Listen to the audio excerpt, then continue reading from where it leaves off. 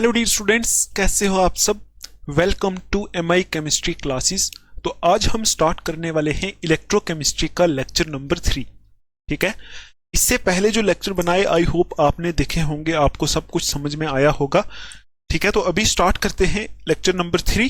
देख लेते हैं इस लेक्चर के अंदर हम क्या क्या पढ़ने वाले हैं, कौन कौन से ऐसे टॉपिक्स हैं जो हम यहाँ पढ़ने वाले हैं। ठीक है, देखो ये वाले जो टॉपिक्स हैं यहाँ इस लेक्चर के अंदर हम स्टडी करने वाले हैं। देखो इससे पहले जहां हमने छोड़ा था वो चीज थी इलेक्ट्रोकेमिकल सीरीज। इलेक्ट्रोकेमिकल सीरीज पे हमने लेक्चर छोड़ा था, अगर आपने देखा होगा तो आपको पता होगा। ठीक है, तो गैल्वेनिक सेल में ही चल रहा है आस्ता आस्ता आगे। आज के लेक्चर में हम ये वाले टॉपिक्स कवर करने वाले हैं। देखो पहले हम देखेंगे इलेक्ट्रोकेमिकल सीरीज के बारे में। ठीक है, इलेक्ट्रोकेमिकल सीरीज को देखेंगे, उसकी एप्लीकेशंस देखेंगे। तो दूसरा टॉपिक होगा एप्लीकेशंस ऑफ इलेक्ट्रोकेमिकल सीरीज। ठीक है, तीसरा टॉपिक होगा Nernst equation for electrode potential. Fourth topic होगा Nernst equation for EMF of cell. ठीक है, उसके बाद हम देखेंगे equilibrium constant from Nernst equation. फिर हम देखेंगे Gibbs free energy and cell potential. तो ये सारे के सारे टॉपिक्स हम आज के इस लेक्चर में कवर करने वाले हैं। ठीक है, तो आई होप आपने पीछे वाले लेक्चर जो हैं अच्छे से देखे होंगे, उसके बाद ही आप इस टॉपिक पे आओगे, क्योंकि उसके बगैर इनको देखने का कोई फायदा नहीं, ना ही आपको कुछ समझ में आएगा। ठीक है, तो ये जो केमिस्ट्री है ये ऐसा सब्जेक्ट है जो सीरियल वाइज चलता है, ये आपको मैंने बहुत बार बताया। ठीक, तो आप अपना पेन निकालो, नोटबुक निकालो, तो लिखना स्टार्ट कर दो। पहला टॉपिक आप लिखो इलेक्ट्रोकेमिकल सीरीज। ठीक, देखो यहां लिख दिया है इलेक्ट्रोकेमिकल सीरीज। तो इलेक्ट्रोकेमिकल सीरीज क्या होता है उसको हम यहाँ थोड़ा और डिटेल में देखेंगे। तो आपको मैंने बताया था लास्ट लेक्चर में कि इलेक्ट्रोड पोटेंशियल्स जो हैं वो डिफरेंट जो इलेक्ट्रोड्स हैं, डिफरेंट हाफ सेल्स हैं, या फिर आप ऐसा बोल सकते हो डिफरेंट इलेक्ट्रोड्स के इलेक्ट्रोड पोटेंशियल वैल्यूज जो हैं उनको निकाल के एक सीरीज में अरेंज किया होता है। ठीक है, उस सीरीज को बोलते हैं, या फिर एक टेबल में अरेंज किया होता है, उस टेबल को बोलते हैं इलेक्ट्रोकेमिकल सीरीज। ठीक, देखो आप इसकी डेफिनेशन लिखो इलेक्ट्रोकेमिकल सीरीज की। लिखो यहां के क्या लिखोगे, थोड़ा सा ऊपर लिख देते हैं इसको, थोड़ी जगह बच जाएगी, फिर यहां लिख देते हैं। लिखो इलेक्ट्रोकेमिकल सीरीज क्या होता है, लिखोगे इलेक्ट्रोड पोटेंशियल वैल्यूज। ठीक है, ऑफ मेनी इलेक्ट्रोड्स। ठीक है, electrode potential values of many electrodes are determined using SHE, standard hydrogen electrode, using SHE and arranged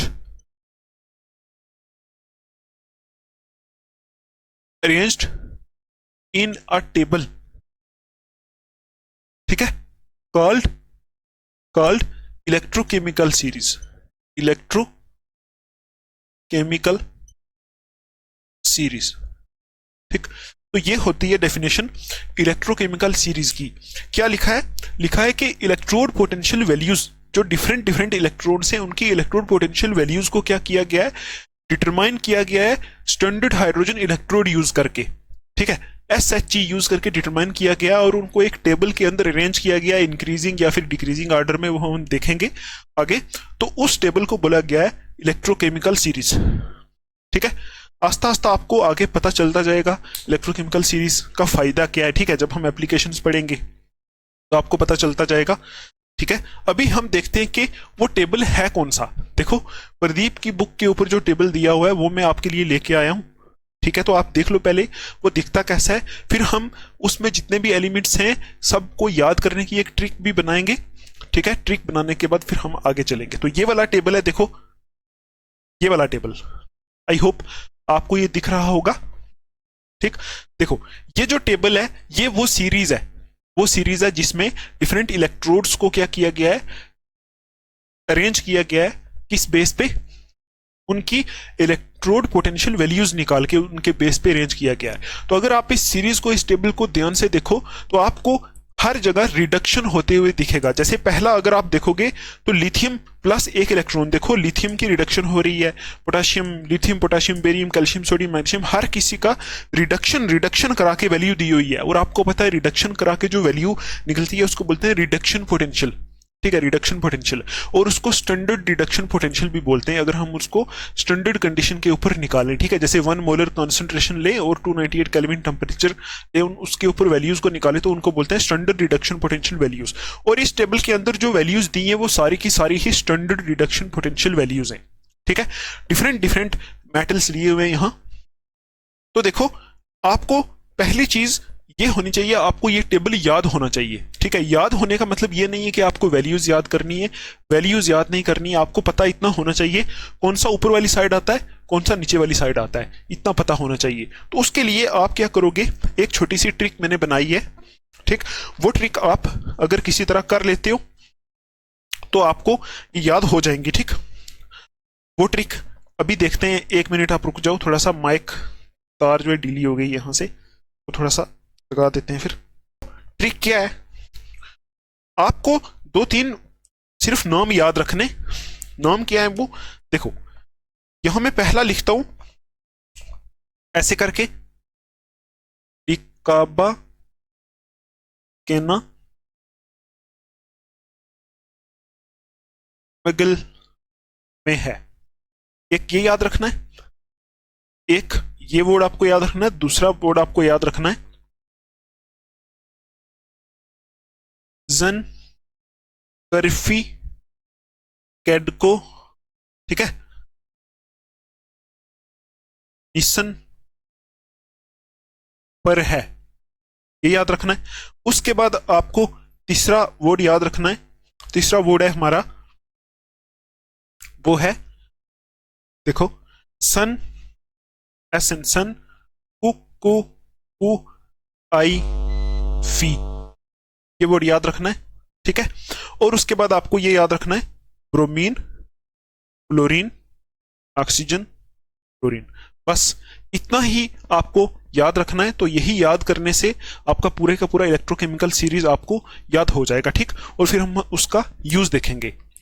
ठीक है, देखो कैसे याद करते हैं इसको, अभी मैं आपको बताता हूं।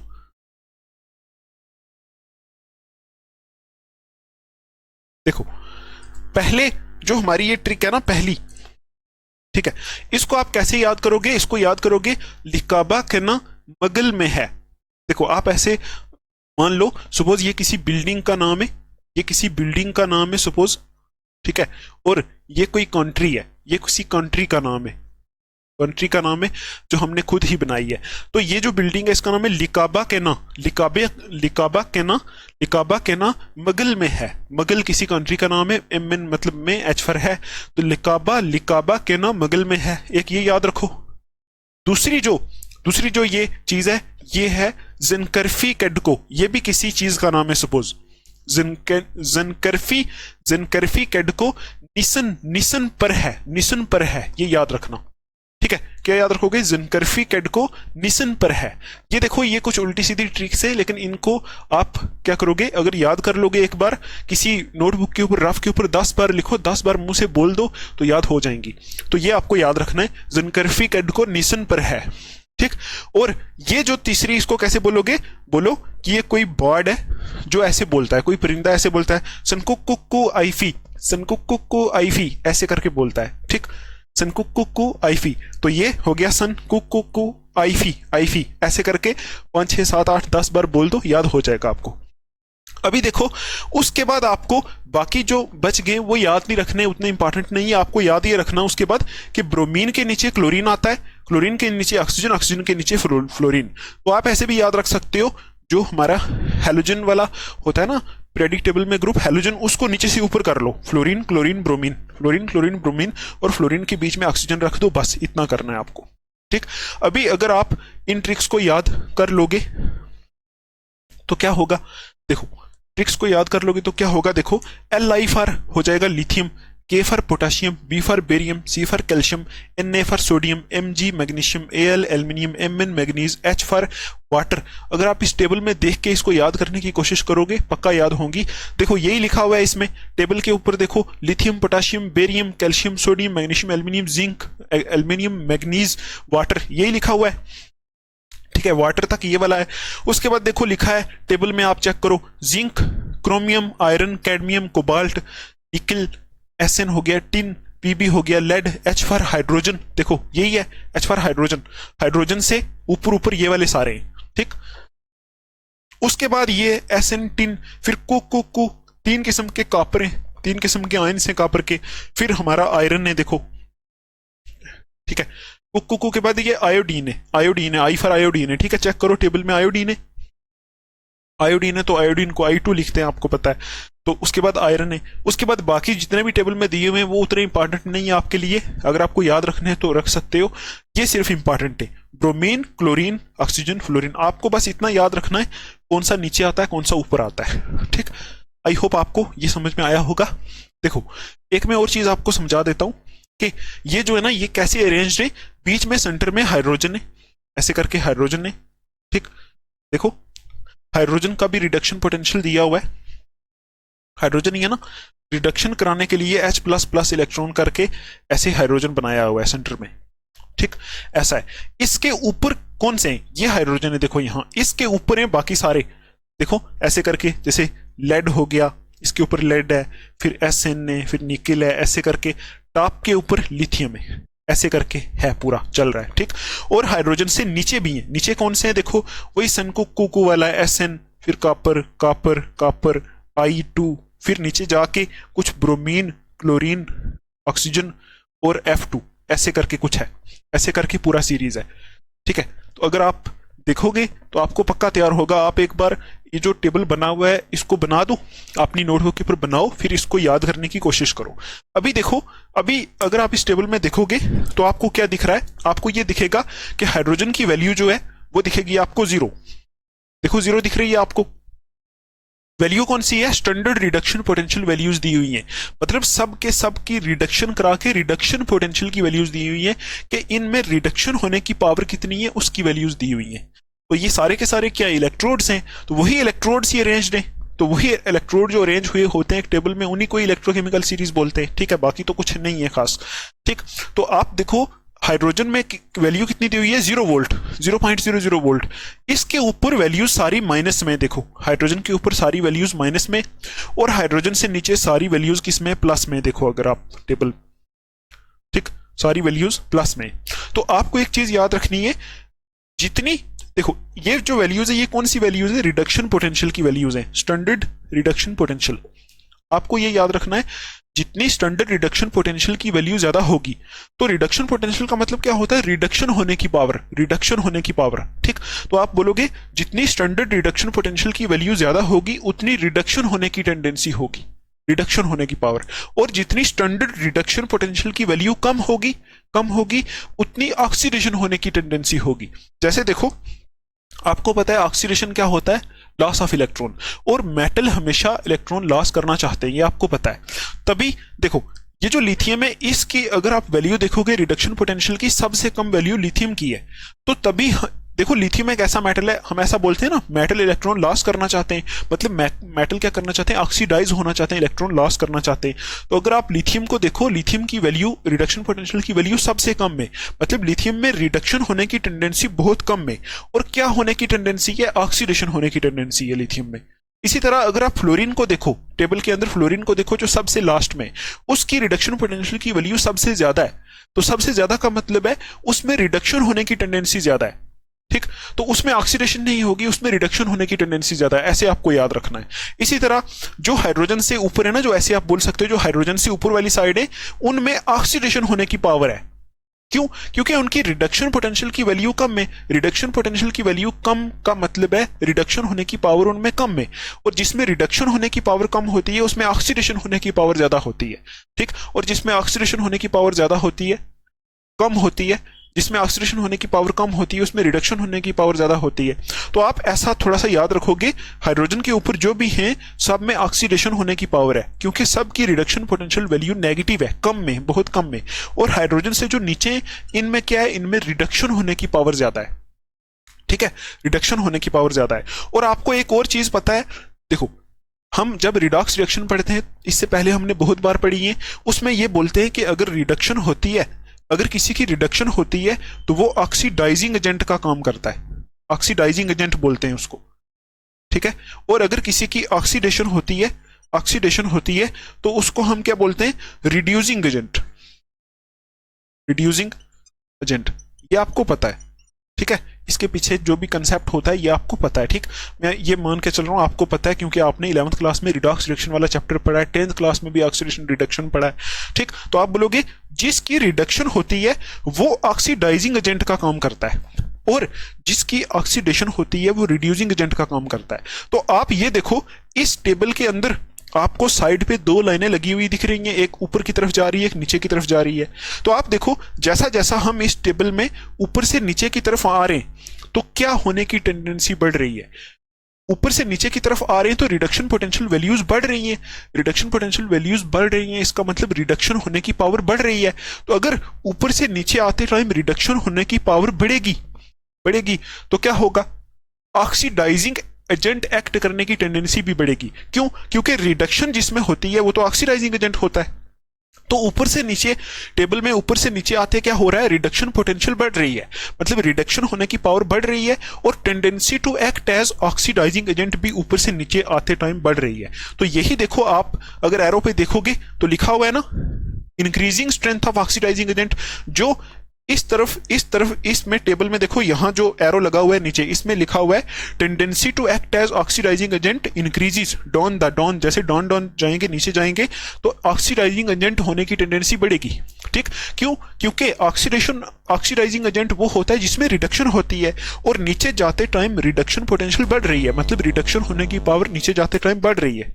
तो इसलिए नीचे जाते टाइम, ऊपर से जब हम नीचे जाते हैं इस टेबल में इलेक्ट्रोकेमिकल सीरीज में, तो ऑक्सीडाइजिंग एजेंट एक्ट करने की टेंडेंसी बढ़ती है। ठीक, और दूसरी तरफ अगर आप देखोगे तो ऊपर वाला एरो लगा हुआ है यहां। ठीक है, तो देखो, अगर नीचे जाते टाइम रिडक्शन पोटेंशियल बढ़ रही है, इसका मतलब नीचे जाते टाइम ऑक्सीडाइजिंग, आप ऐसा बोल दो, नीचे जाते टाइम रिडक्शन पोटेंशियल अगर बढ़ रही है तो नीचे जाते टाइम ऑक्सीडाइजिंग एजेंट होने की टेंडेंसी बढ़ेगी। ठीक, क्योंकि नीचे जाते टाइम रिडक्शन ज्यादा हो रही है, क्योंकि रिडक्शन पोटेंशियल बढ़ रही है, तो ऑक्सीडाइजिंग एजेंट होने की टेंडेंसी बढ़ेगी। तो ऊपर जाते टाइम क्या होगा, देखो जैसे जैसे यहां से हम ऊपर जाते हैं तो टेंडेंसी टू एक्ट एज, आप ऐसा बोलो, जैसे जैसे हम ऊपर जाते हैं, देखो नीचे जाते हैं तो रिडक्शन पोटेंशियल बढ़ती है, तो रिडक्शन होने की कैपेसिटी बढ़ती है, तो ऊपर जाते हैं तो रिडक्शन पोटेंशियल घटती है। अगर आप टेबल में देखो, ऊपर जाते जाते वैल्यूज कम हो रही हैं, ऊपर जाते हैं तो रिडक्शन पोटेंशियल की वैल्यू क्या होती है, घटती है, मतलब रिडक्शन होने की कैपेसिटी नीचे से ऊपर जाते टाइम क्या होती है, घटती है। जब रिडक्शन होने की कैपेसिटी घटती है तो ऑक्सीडेशन होने की कैपेसिटी बढ़ती है।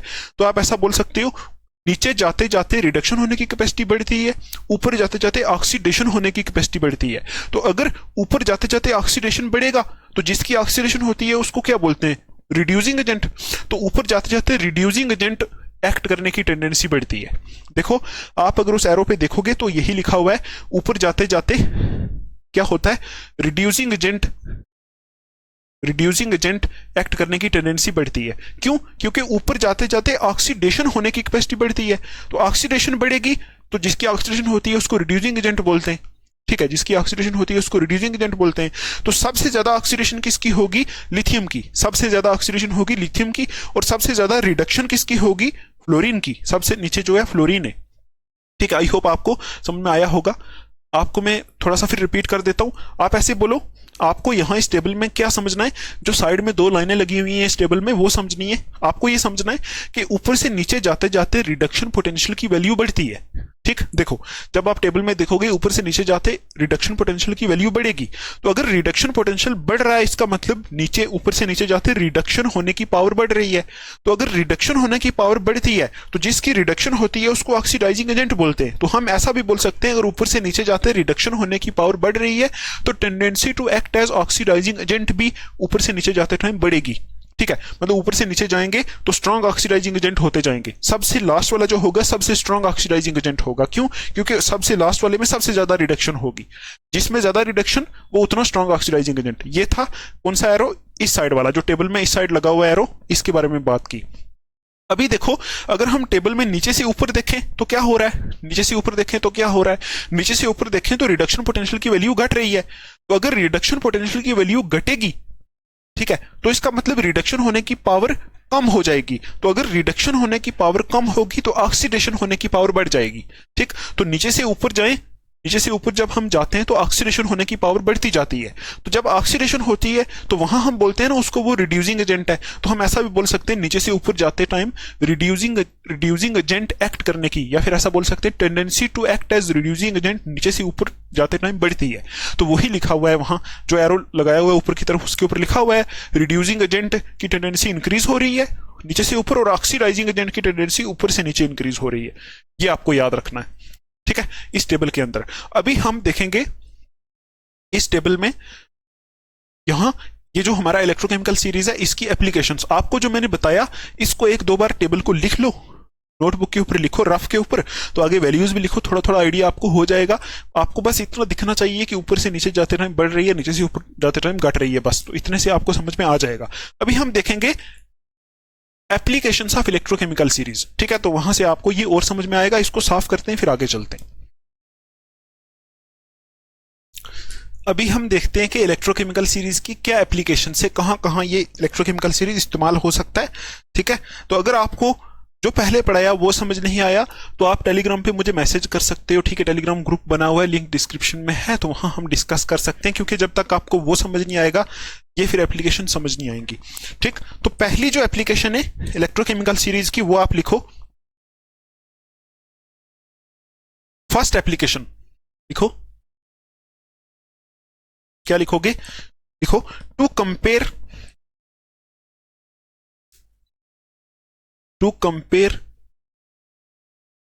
The relative oxidising and reducing powers, relative oxidising and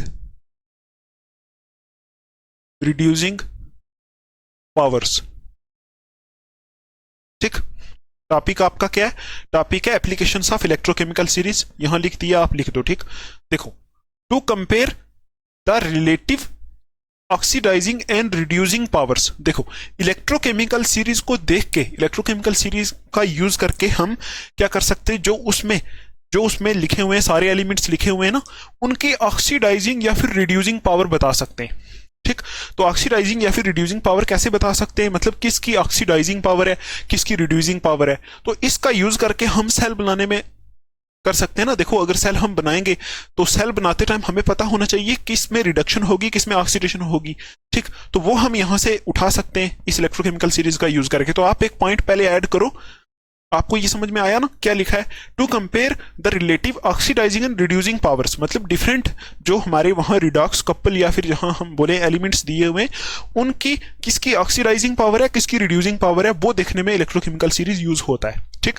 तो पहला आप पॉइंट लिखो यहां, greater is the reduction potential, greater is the reduction potential, greater is the reduction potential। आगे लिखो, more easily the substance reduces, ठीक है, greater is the reduction potential, more easily the substance reduces, and hence stronger oxidizing agent it is, and hence stronger oxidizing agent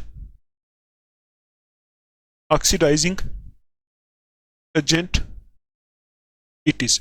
ये आपको मैंने पहले भी बताया।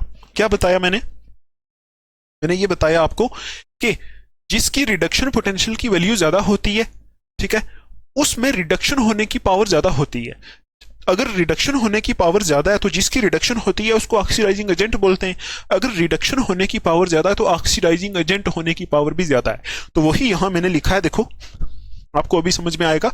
देखो, greater is the reduction potential, जितनी रिडक्शन पोटेंशियल की वैल्यू ज्यादा होगी, ठीक, और इजिली द सब्सटेंस रिड्यूसेस, उतना आसानी से सब्सटेंस रिड्यूस होगा। ठीक है, क्यों रिड्यूस होगा? क्योंकि उसकी रिडक्शन पोटेंशियल की वैल्यू ज्यादा है, मतलब रिडक्शन होने की कैपेसिटी ज्यादा है, तो आसानी से रिड्यूस होगा। ठीक, and hence stronger oxidising agent it is, और वो उतना ही स्ट्रॉन्गर ऑक्सीडाइजिंग एजेंट होगा। क्यों? क्योंकि आपको पता है जिसकी रिडक्शन होती है वो उसको ऑक्सीडाइजिंग एजेंट बोलते हैं। ठीक है, उतना आसानी से वो उतना हम बोलेंगे उसकी ऑक्सीडाइजिंग पावर ज्यादा होगी, ऑक्सीडाइजिंग एजेंट स्ट्रॉन्गर होगा। ठीक है, तो इसमें आप एग्जांपल दे के लिख सकते हो, ऐसे लिखो, फ्रॉम द टेबल, मतलब अभी जो हमने टेबल स्टडी किया इलेक्ट्रोकेमिकल सीरीज, उस टेबल से अगर आप देखोगे, from the table F2 has highest reduction potential. देखो, F2 has highest reduction potential. ठीक है, टेबल से हमने देखा F2 की हाईएस्ट रिडक्शन पोटेंशियल है। आगे लिखो, इट मीन्स, इसका मतलब क्या है? टेबल से अगर हम देखें तो F2 जो लास्ट पे आता है इलेक्ट्रोकेमिकल सीरीज में, उसकी रिडक्शन पोटेंशियल हाईएस्ट है। तो इसका मतलब क्या हो गया? It means F2 reduces easily, it means F2 reduces easily. ठीक है, F2 आसानी से रिड्यूस होगा। ठीक है, एंड Li, देखो, and Li plus ion has lowest reduction potential.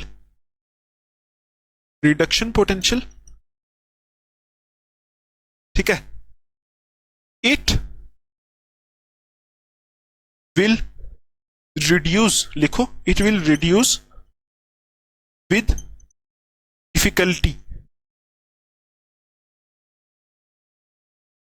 वो Li प्लस जो है उसकी लोवेस्ट रिडक्शन पोटेंशियल है, वो क्या करेगा? रिड्यूस करेगा बहुत डिफिकल्टी के साथ। हेंस, ठीक है, आप मुझे अभी बताओ, इसको समझते हैं। देखो, आपको ये पहला पॉइंट समझ में आया ना, कि जितनी रिडक्शन पोटेंशियल ज्यादा होगी उतना ही रिड्यूस होने की पावर ज्यादा होगी, उतना ही स्ट्रॉन्ग ऑक्सीडाइजिंग एजेंट वो होगा, क्योंकि जिसमें रिडक्शन होती है उसको ऑक्सीडाइजिंग एजेंट बोलते हैं। आई होप आपको ये इतना समझ में आया होगा, इतना आना भी चाहिए। अभी देखो, फ्रॉम द टेबल अगर हम उस टेबल को चेक करें तो आप देखोगे, टेबल अगर आपने बनाया तो देखो, F2 has highest reduction potential. F2 मैंने आपको बोला था फ्लोरीन सबसे नीचे आता है रिडक्शन पोटेंशियल में, रिडक्शन पोटेंशियल में नहीं, F2 जो है इलेक्ट्रोकेमिकल सीरीज में सबसे नीचे आता है। ठीक है, तो F2 has highest reduction potential, F2 की रिडक्शन पोटेंशियल सबसे ज्यादा है।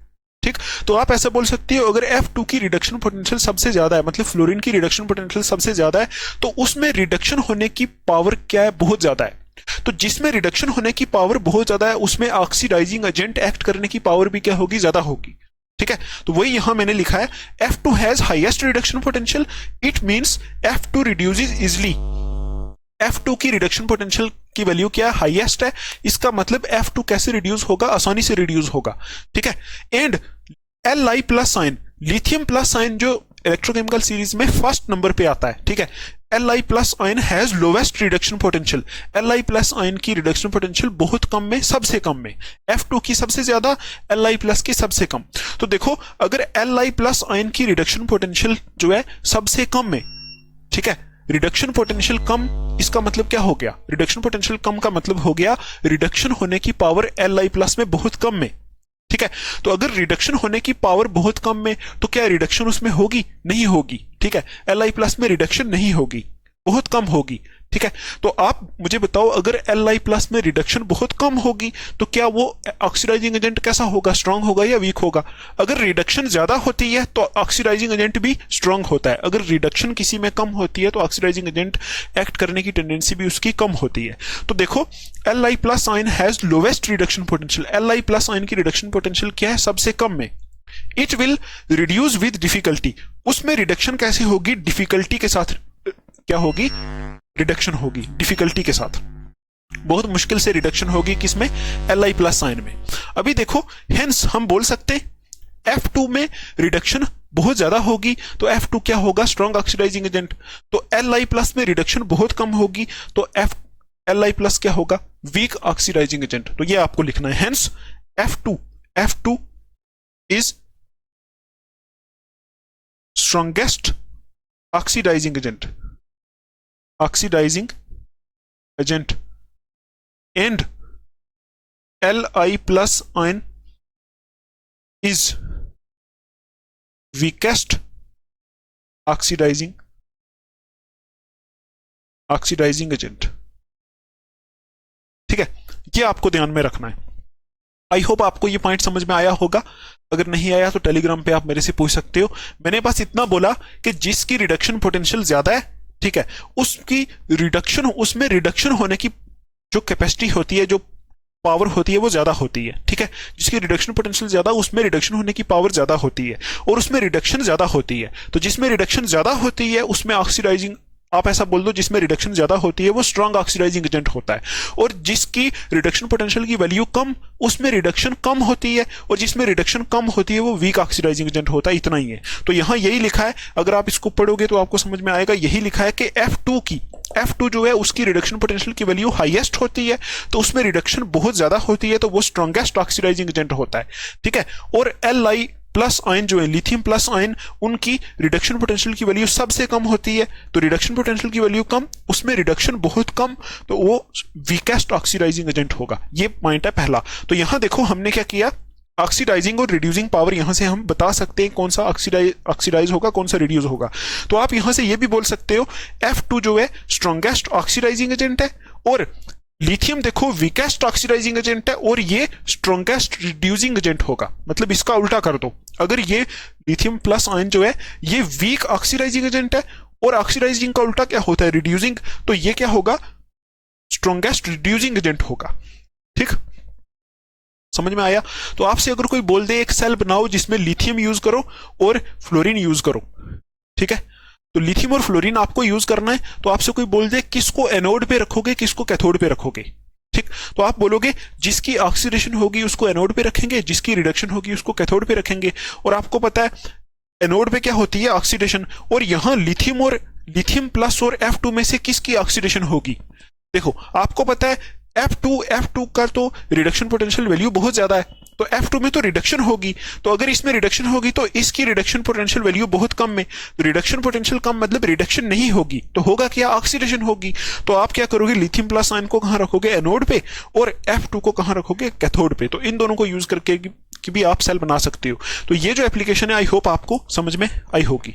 दूसरी एप्लीकेशन देखते हैं अभी, ठीक है, दूसरी एप्लीकेशन देखते हैं। देखो दूसरी एप्लीकेशन आप लिखो,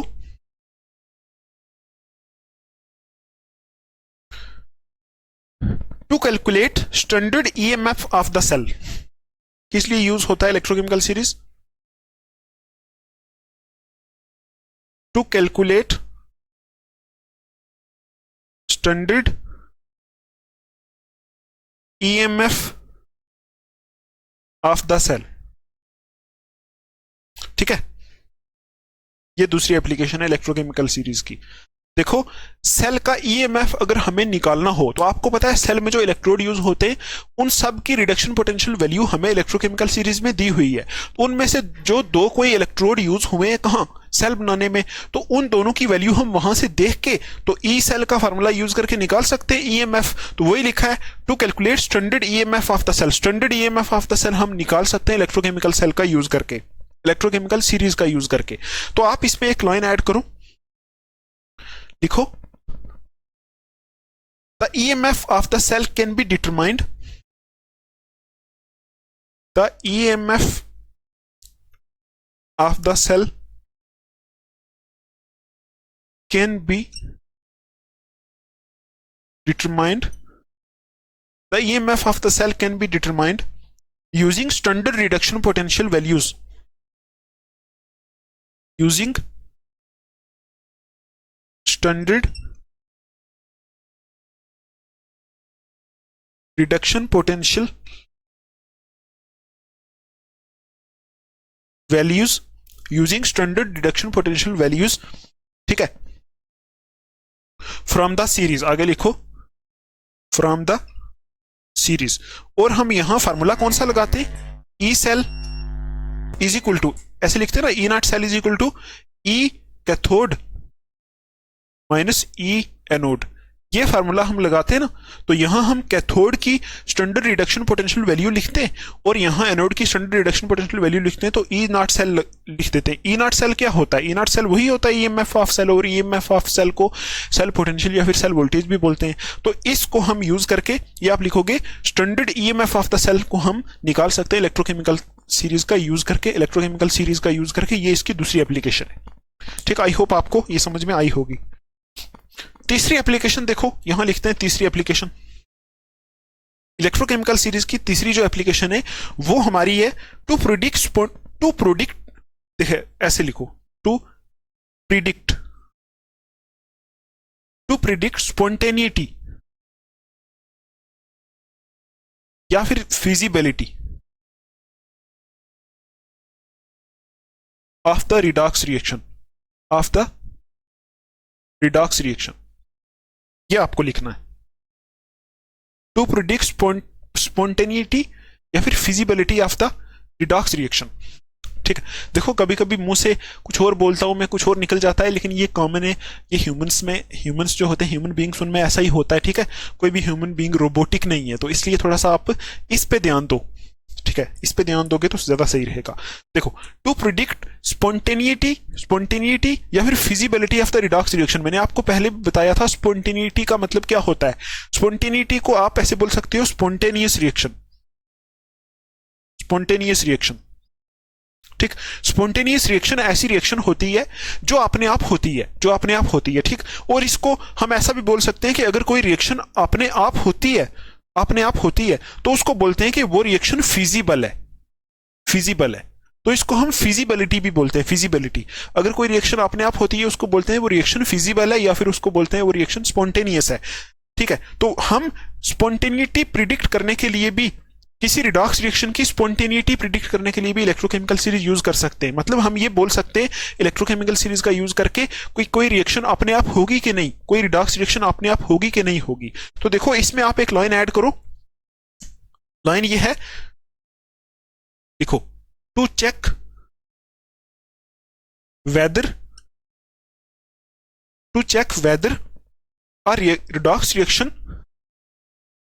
a redox reaction is spontaneous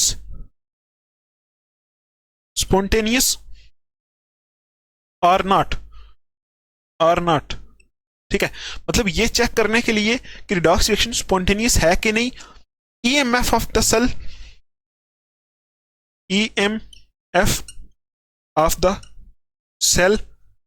based on that redox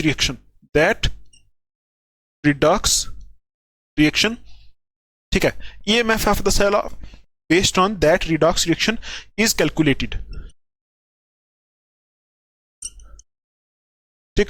तो यहां मैंने लिखा है कि ये प्रिडिक्ट करने के लिए कि कोई रिडॉक्स रिएक्शन स्पॉन्टेनियस है कि नहीं, मतलब अपने आप होगी कि नहीं, उसके लिए हम क्या करते हैं, EMF of the cell based on that redox reaction is calculated. हम क्या करते हैं, उस एक सेल बनाते हैं वो रिडॉक्स रिएक्शन यूज करके, ठीक है। उस सेल का ईएमएफ इलेक्ट्रोमोटिव फोर्स जिसको बोलते हैं, या फिर सेल वोल्टेज या सेल पोटेंशियल बोलते हैं, वो कैलकुलेट करके देखते हैं। तो अगर ईएमएफ किसी सेल का पॉजिटिव आ जाता है, ठीक है, तो इसका मतलब वो रिडॉक्स रिएक्शन स्पॉन्टेनियस होगी। अभी आप नेक्स्ट लाइन लिखो,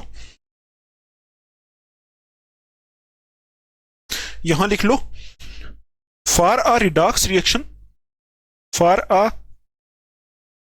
रिएक्शन टू बी स्पॉन्टेनियस, एक रिडॉक्स रिएक्शन को स्पॉन्टेनियस होने के लिए the EMF of the cell must be positive, the EMF of the cell must be positive, ठीक। आप ऐसा समझ सकते हो कि अगर हमें यह चेक करना है कि कोई रिएक्शन अपने आप होगी कि नहीं, तो हम क्या करेंगे, उस रिडॉक्स रिएक्शन को यूज करके एक सेल बनाएंगे, ठीक, तो वो जो सेल होगा देखो उसमें हम इलेक्ट्रोड वगैरह सब यूज करेंगे, सेल बनाएंगे। अगर ये सेल जो है इसका ईएमएफ का मतलब होता है सेल की वोल्टेज, अगर वो पॉजिटिव आ गई, मतलब जैसे 1.1 1.2 2 वोल्ट 3 वोल्ट इतनी आ गई पॉजिटिव, तो इसका मतलब हो गया वो सेल करंट दे रहा है। देखो ना, वोल्टेज पॉजिटिव का मतलब क्या होता है कि सेल बाहर करंट दे रहा है। तो आप ये सोचो अगर सेल यहां से बाहर करंट दे रहा है, इसमें जो रिडॉक्स रिएक्शन हो रही है वो अपने आप हो रही होगी, तभी तो ये बाहर करंट दे रहा है। ठीक है, तो अगर ये वोल्टेज नेगेटिव आती है तो फिर इसका मतलब वोल्टेज कभी नेगेटिव नहीं हो सकती ना। देखो अगर वोल्टेज नेगेटिव होगी तो इसका मतलब क्या है कि वो रिडॉक्स रिएक्शन अंदर काम नहीं कर रही है। अगर वोल्टेज पॉजिटिव आएगी, पॉजिटिव का मतलब है कुछ ना कुछ वोल्टेज पॉजिटिव आएगी, हमें ये पता चलेगा यहां से सेल कुछ ना कुछ वोल्टेज दे रहा है। और कोई सेल वोल्टेज कब देता है, जब क्या होता है, वोल्टेज कब देता है जब उसके अंदर रिडॉक्स रिएक्शन अपने आप हो रही होती है, तभी तो वो वोल्टेज बाहर देता है। तो इसीलिए यहां लिखा है कि किसी रिएक्शन की स्पॉन्टेनिटी या फिर फिजिबिलिटी, हम किसी रिडॉक्स रिएक्शन की स्पॉन्टेनिटी या फिर फिजिबिलिटी हम चेक कर सकते हैं इलेक्ट्रोकेमिकल सीरीज का यूज करके। तो उसके लिए हम क्या करेंगे, एक सेल बनाएंगे उस रिडॉक्स रिएक्शन के बेस के ऊपर और सेल का ईएमएफ कैलकुलेट करेंगे। तो आप देखो यहां इलेक्ट्रोकेमिकल सीरीज का यूज कैसे होगा, हम ईएमएफ जब कैलकुलेट करेंगे सेल का तो वहां हम ये फार्मूला यूज करेंगे ना, तो वहां जो हमने कैथोड लिया होगा और एनोड लिया होगा उन दोनों का जो इलेक्ट्रोड पोटेंशियल वैल्यूज होंगी वो हमें इलेक्ट्रोकेमिकल सीरीज से मिलेंगी। ठीक है, तो इलेक्ट्रोकेमिकल सीरीज का यूज करके हम ईएमएफ निकालेंगे सेल का, वो चेक करेंगे। अगर ईएमएफ पॉजिटिव होगा तो हम बोलेंगे रिडॉक्स रिएक्शन स्पॉन्टेनियस है, मतलब रिडॉक्स रिएक्शन अपने आप होती है। ठीक, तो ये थी इसकी तीसरी एप्लीकेशन। अभी देखते हैं लास्ट एप्लीकेशन किसकी, लास्ट एप्लीकेशन इलेक्ट्रोकेमिकल सीरीज की। तो इसको साफ कर देते हैं, आप लिख लो इसको, फिर आगे देखते हैं। तो लास्ट एप्लीकेशन है जो, वो आप लिखो फोर्थ, ऐसे करके लिखो।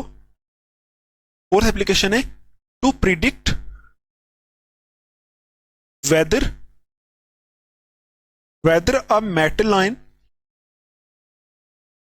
ठीक है, to predict whether a metal ion liberate hydrogen from acid, liberate hydrogen from acid or not. ठीक, तो ये जो है ये है हमारी फोर्थ एप्लीकेशन इलेक्ट्रोकेमिकल सीरीज की। ठीक, मतलब हम इलेक्ट्रोकेमिकल सीरीज का यूज करके ये प्रिडिक्ट कर सकते हैं कि कोई मेटल आयन जो है वो एसिड से हाइड्रोजन को निकालेगा या नहीं निकालेगा। तो वही लिखा है देखो, to predict whether a metal ion liberate hydrogen from acid or not. ठीक है, कोई मेटल आयन हाइड्रोजन निकालेगा एसिड से या फिर नहीं निकालेगा, उसको हम इलेक्ट्रोकेमिकल सीरीज का यूज करके बता सकते हैं। देखो कोई चीज आपको पता है एसिड में हाइड्रोजन कैसी होती है, पहले ये समझ लो। सपोज हमारे पास HCl है, ठीक, HCl है, तो ये कैसे ब्रेक होता है, एसिड है अगर, तो एसिड है, एसिड में अगर एसिड को हम वाटर में डिसॉल्व करेंगे तो H प्लस Cl माइनस में ब्रेक होता है एसिड। ठीक है, ये वाला। तो देखो एसिड्स में जो कॉमन चीज होती है, सारे एसिड्स में H प्लस ही कॉमन होता है। तो H प्लस जो है यहां से हाइड्रोजन को लिबरेट करना है, मतलब यहां से हमें H2 बनाना है। ठीक, तो H2 कैसे बनेगा, अगर हम कोई ऐसा मेटल आयन रखेंगे यहां, मतलब इस एसिड के साथ अगर हम कोई ऐसे मेटल आयन को रखेंगे जो जिसकी इलेक्ट्रॉन डोनेटिंग कैपेसिटी ज्यादा होगी, तो वो क्या करेगा, इलेक्ट्रॉन्स को इस H प्लस को देगा, तो इस H प्लस को H में कन्वर्ट कर देगा आस्ता आस्ता। ठीक है, H में कन्वर्ट कर देगा। तो हम ऐसा बोल सकते हैं, ऐसा मेटल आयन जिसमें इलेक्ट्रॉन डोनेट करने की कैपेसिटी ज्यादा होगी वो इस H प्लस को इलेक्ट्रॉन डोनेट करेगा, तो इसको H2 में कन्वर्ट करेगा।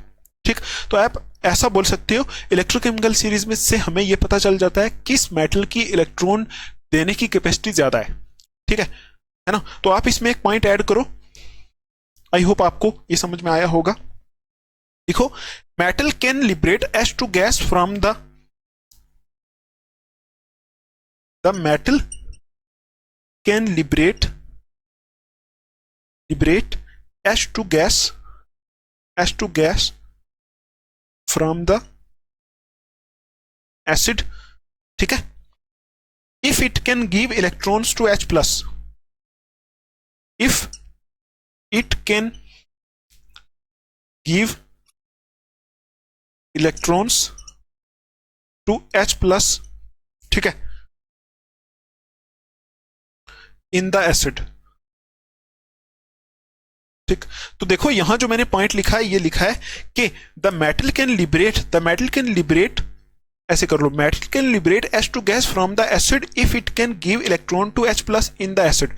मेटल तब ही किसी एसिड से एच प्लस को, एच प्लस, सॉरी हम ऐसा बोल सकते हैं, मेटल तब ही किसी एसिड से H2 गैस को लिबरेट कर सकता है जब वो मेटल इलेक्ट्रॉन दे पाए H प्लस को। जो एसिड के बीच में H प्लस होता है उसको अगर मेटल इलेक्ट्रॉन दे पाता है तो वो क्या करेगा, उसको वहां से लिबरेट कर देगा। अगर कोई ऐसा मेटल है जो इलेक्ट्रॉन नहीं दे पाता तो वो वहां से H2 गैस को लिबरेट नहीं करेगा। ठीक है, तो ये आप चीज बोलोगे। ठीक, तो अब आप ये देखो, जब हम इलेक्ट्रोकेमिकल सीरीज में ऊपर से नीचे आते हैं तो रिडक्शन पोटेंशियल की वैल्यू बढ़ती है, मतलब रिडक्शन होने की पावर बढ़ती है। तो आप ऐसा बोल सकते हो रिडक्शन होने की पावर का मतलब है गेन ऑफ इलेक्ट्रॉन करने की पावर बढ़ती है। तो जब गेन ऑफ इलेक्ट्रॉन करने की पावर ऊपर से नीचे बढ़ती जाएगी तो जो सबसे नीचे वाला होगा तो उसकी रिडक्शन होने की पावर बहुत ज्यादा होगी। हम ऐसा बोल सकते हैं उसमें इलेक्ट्रॉन गेन करने की पावर बहुत ज्यादा होगी नीचे वालों की इलेक्ट्रॉन गेन करने की पावर ज्यादा होगी। तो अगर हम नीचे वालों को एसिड के साथ रख लेंगे, क्या नीचे वाले इस H प्लस को इलेक्ट्रॉन दे पाएंगे? नहीं दे पाएंगे। क्यों? क्योंकि नीचे वालों की इलेक्ट्रॉन गेन करने की पावर ज्यादा, इलेक्ट्रॉन देने की पावर ज्यादा नहीं है। तो इलेक्ट्रॉन देने की पावर ज्यादा किसकी है? ऊपर वालों की। क्यों? क्योंकि ऊपर वालों की रिडक्शन पोटेंशियल वैल्यू कम है, मतलब ऊपर वालों की रिडक्शन होने की पावर कम है। मतलब ऊपर वालों की रिडक्शन होने की पावर अगर कम है तो इलेक्ट्रॉन गेन करने की पावर कम है, इलेक्ट्रॉन लॉस करने की पावर ज्यादा है। तो अगर इलेक्ट्रॉन लॉस करेगा तभी तो एस एच प्लस को इलेक्ट्रॉन दे पाएगा। ठीक, तो हम इसमें एक लाइन और ऐड कर सकते हैं। आप लिखो hence lower the value of reduction potential, lower, यहां लिखो hence lower the value of reduction potential, lower the value of reduction potential, more easily the metal can liberate H2 gas, more easily the metal can liberate H2 gas from acid. जितनी reduction potential की value कम होगी, देखो यही लिखा है lower the value of reduction potential, जितनी reduction potential की value कम होगी। ठीक है, इलेक्ट्रोकेमिकल सीरीज को देख के हम बोल सकते हैं जितनी क्या लिखा है यहां, जितनी रिडक्शन पोटेंशियल की वैल्यू कम होगी तो उतना ही क्या होगा, मोर easily the metal can liberate H2 gas from the acid. उतना आसानी से मेटल क्या कर सकता है, H2 गैस को एसिड से लिबरेट कर सकता है। क्यों? क्योंकि जितनी रिडक्शन पोटेंशियल की वैल्यू कम होगी उतना ही उसमें इलेक्ट्रॉन देने की कैपेसिटी ज्यादा होगी। तो इलेक्ट्रॉन देने की कैपेसिटी ज्यादा होगी तो इलेक्ट्रॉन देगा H प्लस को, तो निकाल देगा, जैसे मैंने आपको बताया था H2 गैस को निकालेगा। ठीक है, और अगर रिडक्शन पोटेंशियल की वैल्यू किसी की हाई है तो उसमें तो रिडक्शन होने की कैपेसिटी है। ठीक है, अगर रिडक्शन होने की कैपेसिटी है तो इलेक्ट्रॉन गेन करने की कैपेसिटी है, इलेक्ट्रॉन देने की कैपेसिटी है ही नहीं। तभी यहां लिखा है lower the value of reduction potential, जितनी रिडक्शन पोटेंशियल की वैल्यू कम होगी उतनी आसानी से मेटल लिबरेट करेगा H2 गैस एसिड से। ठीक है, तो ये आपको देखना है। तो यही थी हमारी applications of electrochemical series. I hope आपको कुछ ना कुछ यहां से समझ में आया होगा। ठीक है, तो अभी हम इसको साफ करते हैं, चलते हैं आगे वाले टॉपिक के ऊपर जो हमारा रहेगा नर्न्स्ट इक्वेशन फॉर इलेक्ट्रोड पोटेंशियल। ठीक है, तो इसको साफ करते हैं फिर आगे चलते हैं। तो अभी देखते हैं नेक्स्ट टॉपिक जो है हमारा नर्न्स्ट इक्वेशन फॉर इलेक्ट्रोड पोटेंशियल। देखो ये ऐसे भी आपको लिखा हुआ मिल सकता है, अभी आपको समझ में आ जाएगा ये होती क्या चीज है, क्यों पढ़ते हैं इसको। देखो इसको ऐसे भी लिखा हुआ आपको मिल सकता है, ये देखो आपको ऐसे लिखा हुआ मिल सकता है इफेक्ट ऑफ इलेक्ट्रोलाइट कॉन्सेंट्रेशन,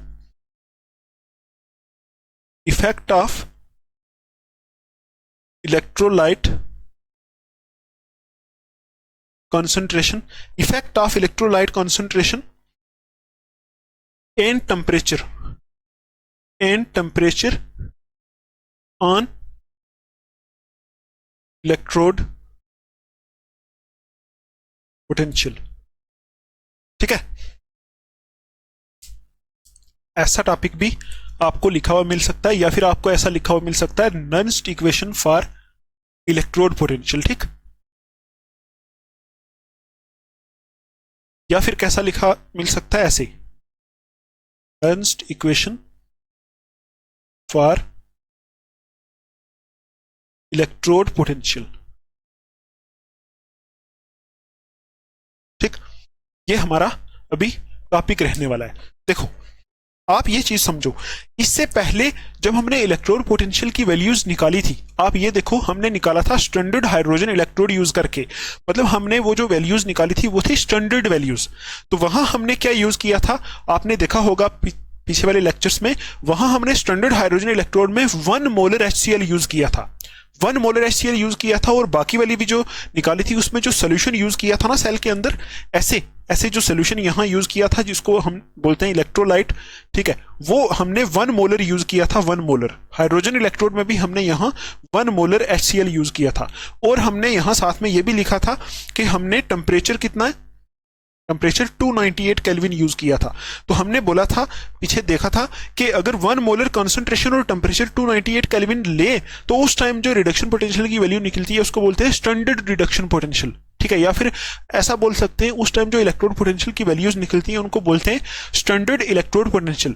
लेकिन अगर हमारे यहाँ क्या हो जाए, अगर हमें कभी क्या करना पड़े, यहाँ जो हमने 1 मोलर कंसंट्रेशन ली थी इसको यहाँ से अगर हमें चेंज करना पड़े, ठीक है, सपोज हमने ले ली यहाँ 2 मोलर, यहाँ 3 मोलर, या फिर हम ऐसा करें यहाँ जो टेम्परेचर हमने 298 केल्विन लिया था ना स्टैंडर्ड, इसको हम यहाँ से हटा के सपोज 250 केल्विन ले लें या 300 केल्विन ले लें, तो उस टाइम इलेक्ट्रोड पोटेंशियल की वैल्यू क्या निकलेगी। ठीक, देखो जो स्टैंडर्ड हाइड्रोजन इलेक्ट्रोड यूज करके निकाली थी वो तो सारी स्टैंडर्ड वैल्यूज थी, तो अभी स्टैंडर्ड नहीं होंगी ना जो, उनको यहां हम कैलकुलेट करते हैं नर्न्स्ट इक्वेशन का यूज करके। ठीक, सपोज देखो, सपोज हमने किसी इलेक्ट्रोड की वैल्यू निकाली 3 वोल्ट, 3 वोल्ट, किसी इलेक्ट्रोड की वैल्यू निकाली 3 वोल्ट, जो थी स्टैंडर्ड इलेक्ट्रोड वैल्यू थी, इसकी स्टैंडर्ड वैल्यू थी, और ये हमने कैसे निकाली, स्टैंडर्ड हाइड्रोजन इलेक्ट्रोड यूज करके। तो हम ऐसा बोलेंगे ये हमने निकाली थी स्टैंडर्ड वैल्यू। ठीक, तो स्टैंडर्ड वैल्यू में निकालते टाइम क्या होता है, कॉन्सेंट्रेशन हम लेते हैं 1 मोलर और टेम्परेचर लेते हैं 298 केल्विन। तो अभी हम बोल रहे हैं कि अगर हम इस कॉन्सेंट्रेशन को 2 मोलर कर दें, कॉन्सेंट्रेशन कहाँ लेते थे आपको पता है, कॉन्सेंट्रेशन यहाँ बीकर के अंदर नहीं लेते थे, यहाँ ये जो सोल्यूशन लेते हैं ना इसमें लेते हैं ना कॉन्सेंट्रेशन 1 मोलर 2 मोलर, इसी सोल्यूशन को हम इलेक्ट्रोलाइट भी बोलते हैं। ठीक, सोल्यूशन को इलेक्ट्रोलाइट बोलते हैं।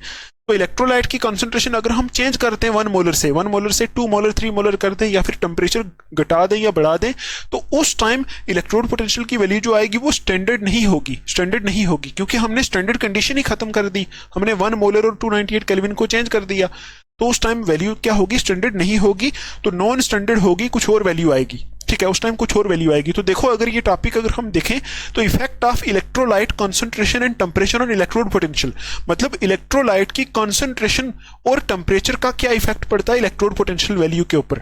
अगर हम कॉन्सेंट्रेशन चेंज कर दें या फिर टेम्परेचर चेंज कर दें तो इलेक्ट्रोड पोटेंशियल की वैल्यू कैसे चेंज होती है।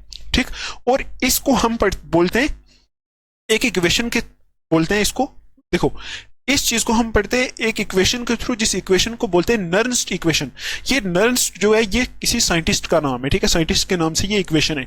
तो यहां मैंने इसी के लिए लिखा है नर्न्स्ट इक्वेशन फॉर इलेक्ट्रोड पोटेंशियल, मतलब इलेक्ट्रोड पोटेंशियल वैल्यू के ऊपर कॉन्सेंट्रेशन या फिर टेम्परेचर अगर चेंज कर दें तो क्या इफेक्ट पड़ेगा। ठीक, उसको हम पढ़ते हैं किसमें, नर्न्स्ट इक्वेशन फॉर इलेक्ट्रोड पोटेंशियल। ठीक है, इलेक्ट्रोड पोटेंशियल में नर्न्स्ट इक्वेशन का यूज हम देखने वाले हैं। तो आप यहां एक पॉइंट ऐड करो, सारी ही चीजें मैं लिखवाऊंगा आपको। देखो पॉइंट ये ऐड करो,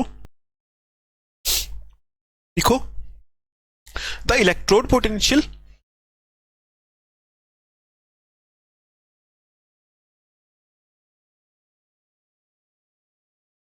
लिखा आपने, the electrode potential of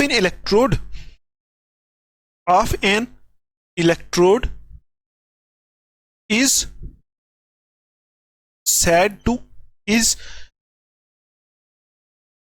said to be standard electrode is said to be standard electrode potential। ठीक है, if it is measured under standard conditions,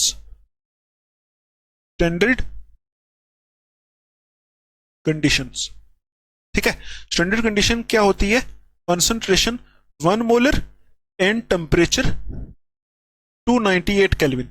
ये पॉइंट पहला आप लिखो कि इलेक्ट्रोड पोटेंशियल किसी इलेक्ट्रोड की जो होती है उसको हम बोलते हैं स्टैंडर्ड इलेक्ट्रोड पोटेंशियल, जो हमने इससे पहले निकाली थी स्टैंडर्ड हाइड्रोजन इलेक्ट्रोड का यूज करके, उसको हम क्या बोलते हैं, किसी की इलेक्ट्रोड पोटेंशियल को स्टैंडर्ड इलेक्ट्रोड पोटेंशियल उस टाइम बोलते हैं अगर it is measured under standard condition, अगर वो स्टैंडर्ड कंडीशंस के अंडर मेजर किया जाए तो उसको बोलते हैं स्टैंडर्ड इलेक्ट्रोड पोटेंशियल। और स्टैंडर्ड कंडीशन कौन सी होती है, अगर हम कॉन्सेंट्रेशन ऑफ इलेक्ट्रोलाइट को 1 मोलर रखें और टेम्परेचर को 298 केल्विन रखें तो उस टाइम इलेक्ट्रोड पोटेंशियल वैल्यू को मेजर करें तो वो आती है स्टैंडर्ड इलेक्ट्रोड पोटेंशियल वैल्यू। ठीक है, अभी देखो अगर हम इसको चेंज कर दें तो क्या होगा, नेक्स्ट पॉइंट में लिखो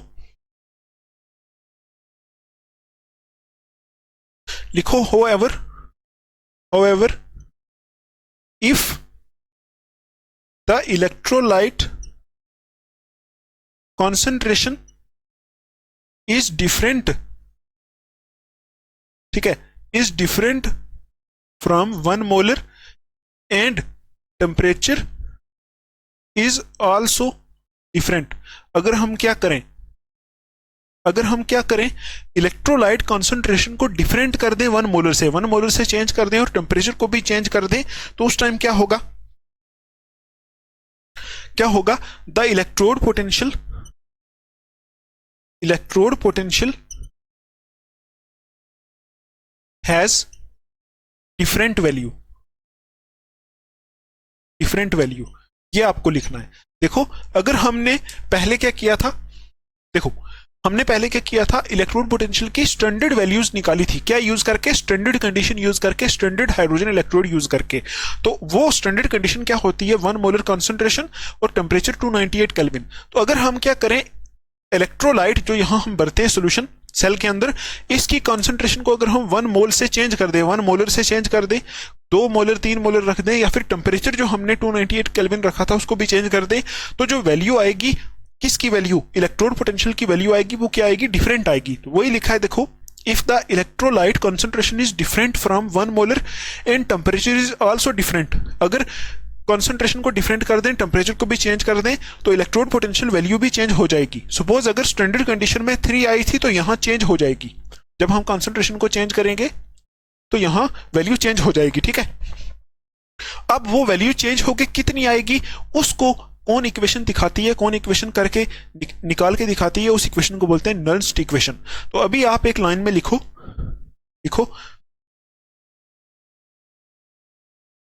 this value is obtained using an equation called Nernst equation. इस वैल्यू को हम निकाल सकते हैं एक इक्वेशन का यूज करके, जिस इक्वेशन को बोलते हैं नर्न्स्ट इक्वेशन। ठीक है, आगे लिखो फॉर दिस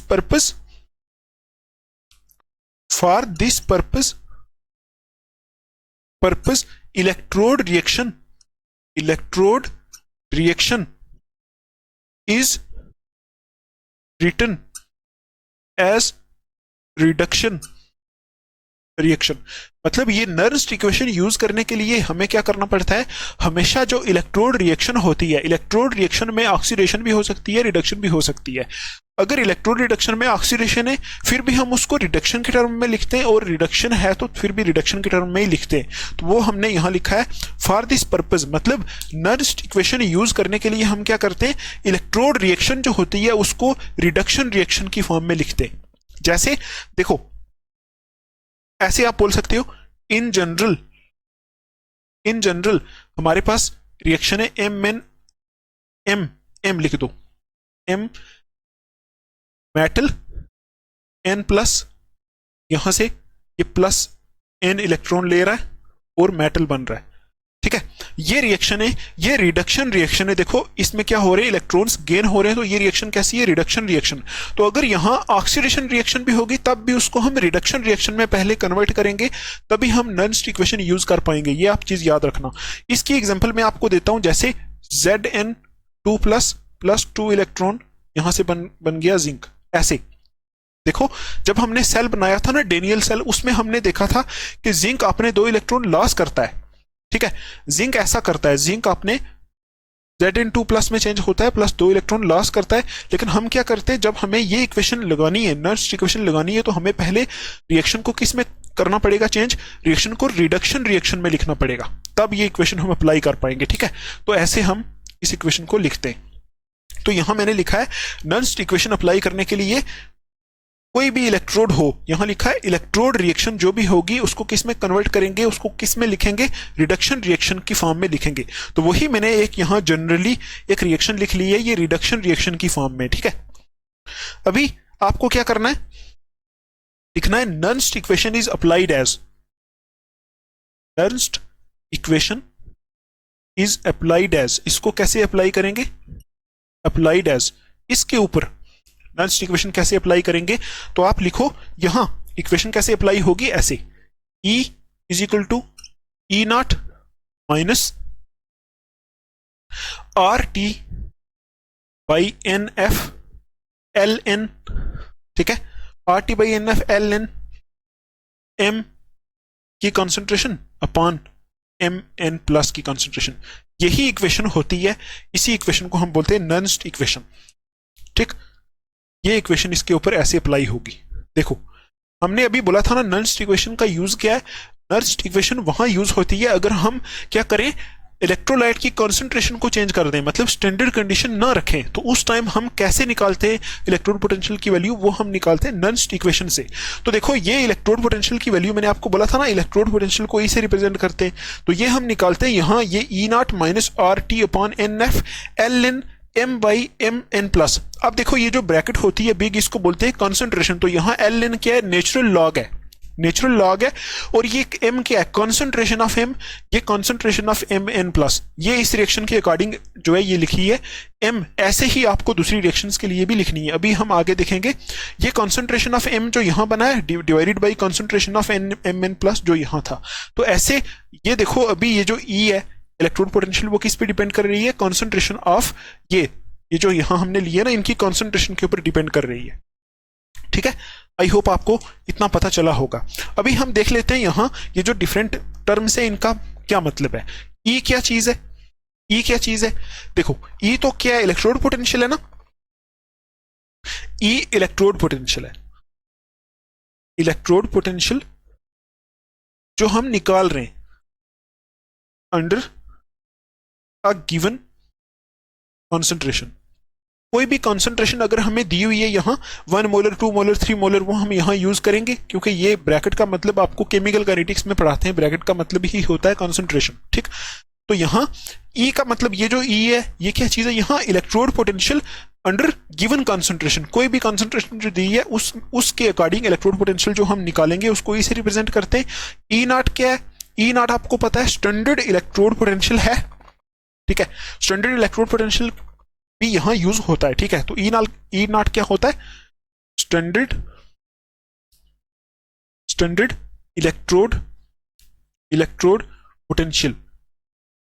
ठीक है, स्टैंडर्ड इलेक्ट्रोड पोटेंशियल है। ठीक है, और आर क्या चीज है, यहां आर आपको पता है, आर होता है gas constant, gas constant, universal gas constant आपको पता है ना, आर होता है। टी यहां होता है, टी क्या चीज है, यहां टी टेम्परेचर है इन केल्विन, टेम्परेचर भी यहां यूज किया गया है। अगर देखो टेम्परेचर यहां स्टैंडर्ड कंडीशन में 298 केल्विन रखते हैं, यहां कुछ भी रख सकते हैं, तभी यहां टी यूज किया गया है। एन क्या चीज है, एन ये जो एन है यहां, एन क्या चीज है, N numbers of electron involve in the reaction, number of electrons involved in the reaction, reaction में कितने इलेक्ट्रॉन्स इन्वॉल्व हैं उसको यहां एन से रिप्रेजेंट किया गया है। ठीक है, और यहां ये जो चीज है एफ क्या चीज है, एफ आप ये भी लिख लो, मैं यहां लिख देता हूं, एफ जो है यहां F is equal to 1 Faraday है। ठीक है, 1 फैराडे क्या होता है, 1 फैराडे होता है charge on 1 mole of electrons. एक इलेक्ट्रॉन पे जितना चार्ज होता है वो आपको पता है, 1 मोल इलेक्ट्रॉन्स के ऊपर जितना चार्ज होता है उसको बोलते हैं 1 Faraday.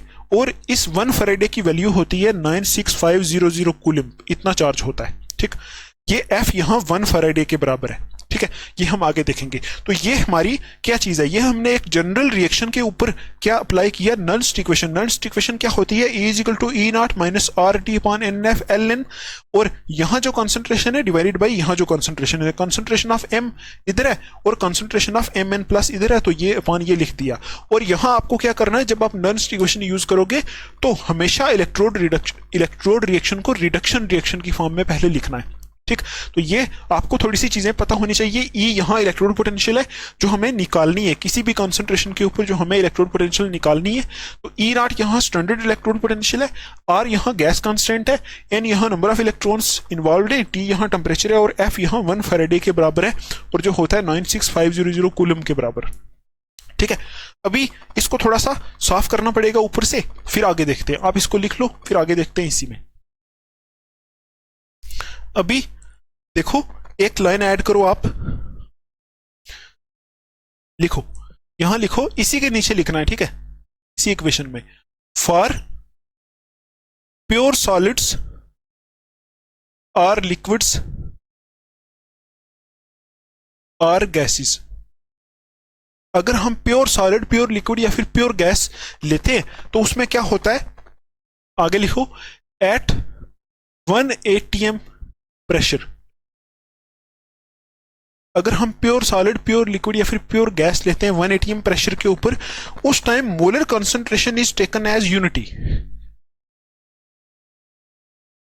The molar concentration is taken as unity, और यूनिटी का मतलब होता है 1। ठीक, तो देखो इस रिएक्शन के अंदर, ये जो हमने अभी रिएक्शन लिखी थी, यहां ऐसे लिखा था ना, Mn प्लस, यहां से इलेक्ट्रॉन देख के क्या बन रहा है, M मेटल, और ये एक सॉलिड है। ठीक, तो देखो हम मानते हैं कि यहां जो इसमें बनता है ये प्योर बनता है, प्योर सॉलिड, प्योर लिक्विड या फिर प्योर गैस बनती है। यहां जब इलेक्ट्रॉन गेन करती है कोई चीज, तो यहां जो बनता है प्योर सॉलिड, प्योर लिक्विड या फिर प्योर गैस बनता है, ये हम मानते हैं। तो वही हमने लिखा है, for pure solids or liquids or gases at 1 atm pressure. 1 atm pressure के ऊपर प्योर सॉलिड, प्योर लिक्विड या फिर प्योर गैसेस की जो मोलर कॉन्सेंट्रेशन होती है उसको हम क्या करते हैं, यूनिटी लेते हैं। यूनिटी, क्योंकि यहां इसको हम प्योर मानते हैं तो इसकी कॉन्सेंट्रेशन को हम 1 लेते हैं। ठीक, तो अगर हम इसकी कॉन्सेंट्रेशन को 1 लेंगे तो इस फार्मूले में इस M को 1 पुट कर दो तो क्या होगा। ठीक है, यहां आप लिख लो, जैसे example M or Zn or copper, इसको हम क्या लेते हैं 1। ठीक है, M हो गया मेटल, उसको भी क्या लेते हैं 1। ठीक, तो यहां आप क्या करोगे, इस फार्मूले में इस M को 1 पुट कर दो तो क्या बनेगा formula, E is equal to E not minus R T upon n F l n 1 upon concentration of Mn plus. तो ये फार्मूला यहां से ये चेंज हो जाएगा। इसकी कंसंट्रेशन को हम क्या मानते हैं, 1 मानते हैं, ये आप लिख लो, ऊपर वाले की 1 मानते हैं। ठीक, तो फिर ये इक्वेशन किस में चेंज हो जाएगी, इसमें चेंज हो जाएगी, ऐसे। ठीक है, ऐसे चेंज हो जाएगी। अभी देखो, अभी हम क्या करते हैं, आपको पता है ना, ये जो ln होता है, ln वाला लॉग, ln नेचुरल, इसको कन्वर्ट कैसे करते हैं log में। तो ln को log में कन्वर्ट करने के लिए 2.303 से मल्टीपल करते हैं और साथ में log लिख देते हैं।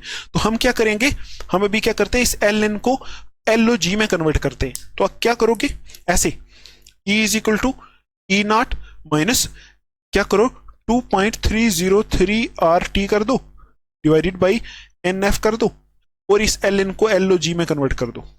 ठीक है, log और 1 अपॉन Mn प्लस। ठीक, देखो अभी हमने इस इक्वेशन को इसमें कन्वर्ट कर दिया, बिल्कुल सिंपल है। ln को हमने कन्वर्ट करना था log में, तो 2.303 से इस टर्म को मल्टीपल कर दिया, ये हो गया। अभी नेक्स्ट लिखो पुटिंग R, ये सारी ही वैल्यूज हम डाल रहे हैं यहाँ। R जो है यूनिवर्सल गैस कांस्टेंट होता है, इसकी वैल्यू होती है 8.314, R is equal to 8.314 joule kelvin inverse mole inverse ये होती है, ये इसकी वैल्यू होती है। और टेम्परेचर को अगर हम क्या करें, टेम्परेचर को हम क्या कर रहे हैं, यहाँ 298 केल्विन ले रहे हैं, पुट कर रहे हैं सिर्फ इस इक्वेशन को थोड़ा सा रिड्यूस करने के लिए। टेम्परेचर को कितना ले रहे हैं, 298 केल्विन, क्योंकि बहुत सारे जो ऐसे न्यूमेरिकल्स इस इक्वेशन के बेस पे आते हैं वहां टेम्परेचर 298 केल्विन दिया होता है। 298 केल्विन जो होता है ना वो 25 डिग्री सेल्सियस के बराबर होता है, ये आपको याद रखना है, ठीक। तो हम यहाँ टेम्परेचर को 298 केल्विन पुट कर रहे हैं, आर की वैल्यू ये पुट कर रहे हैं, और एफ जो है, एफ कितना था यहाँ 1 फैराडे, 1 फैराडे की वैल्यू होती है 96500 कूलम, ये भी यहाँ पुट कर रहे हैं, ठीक है।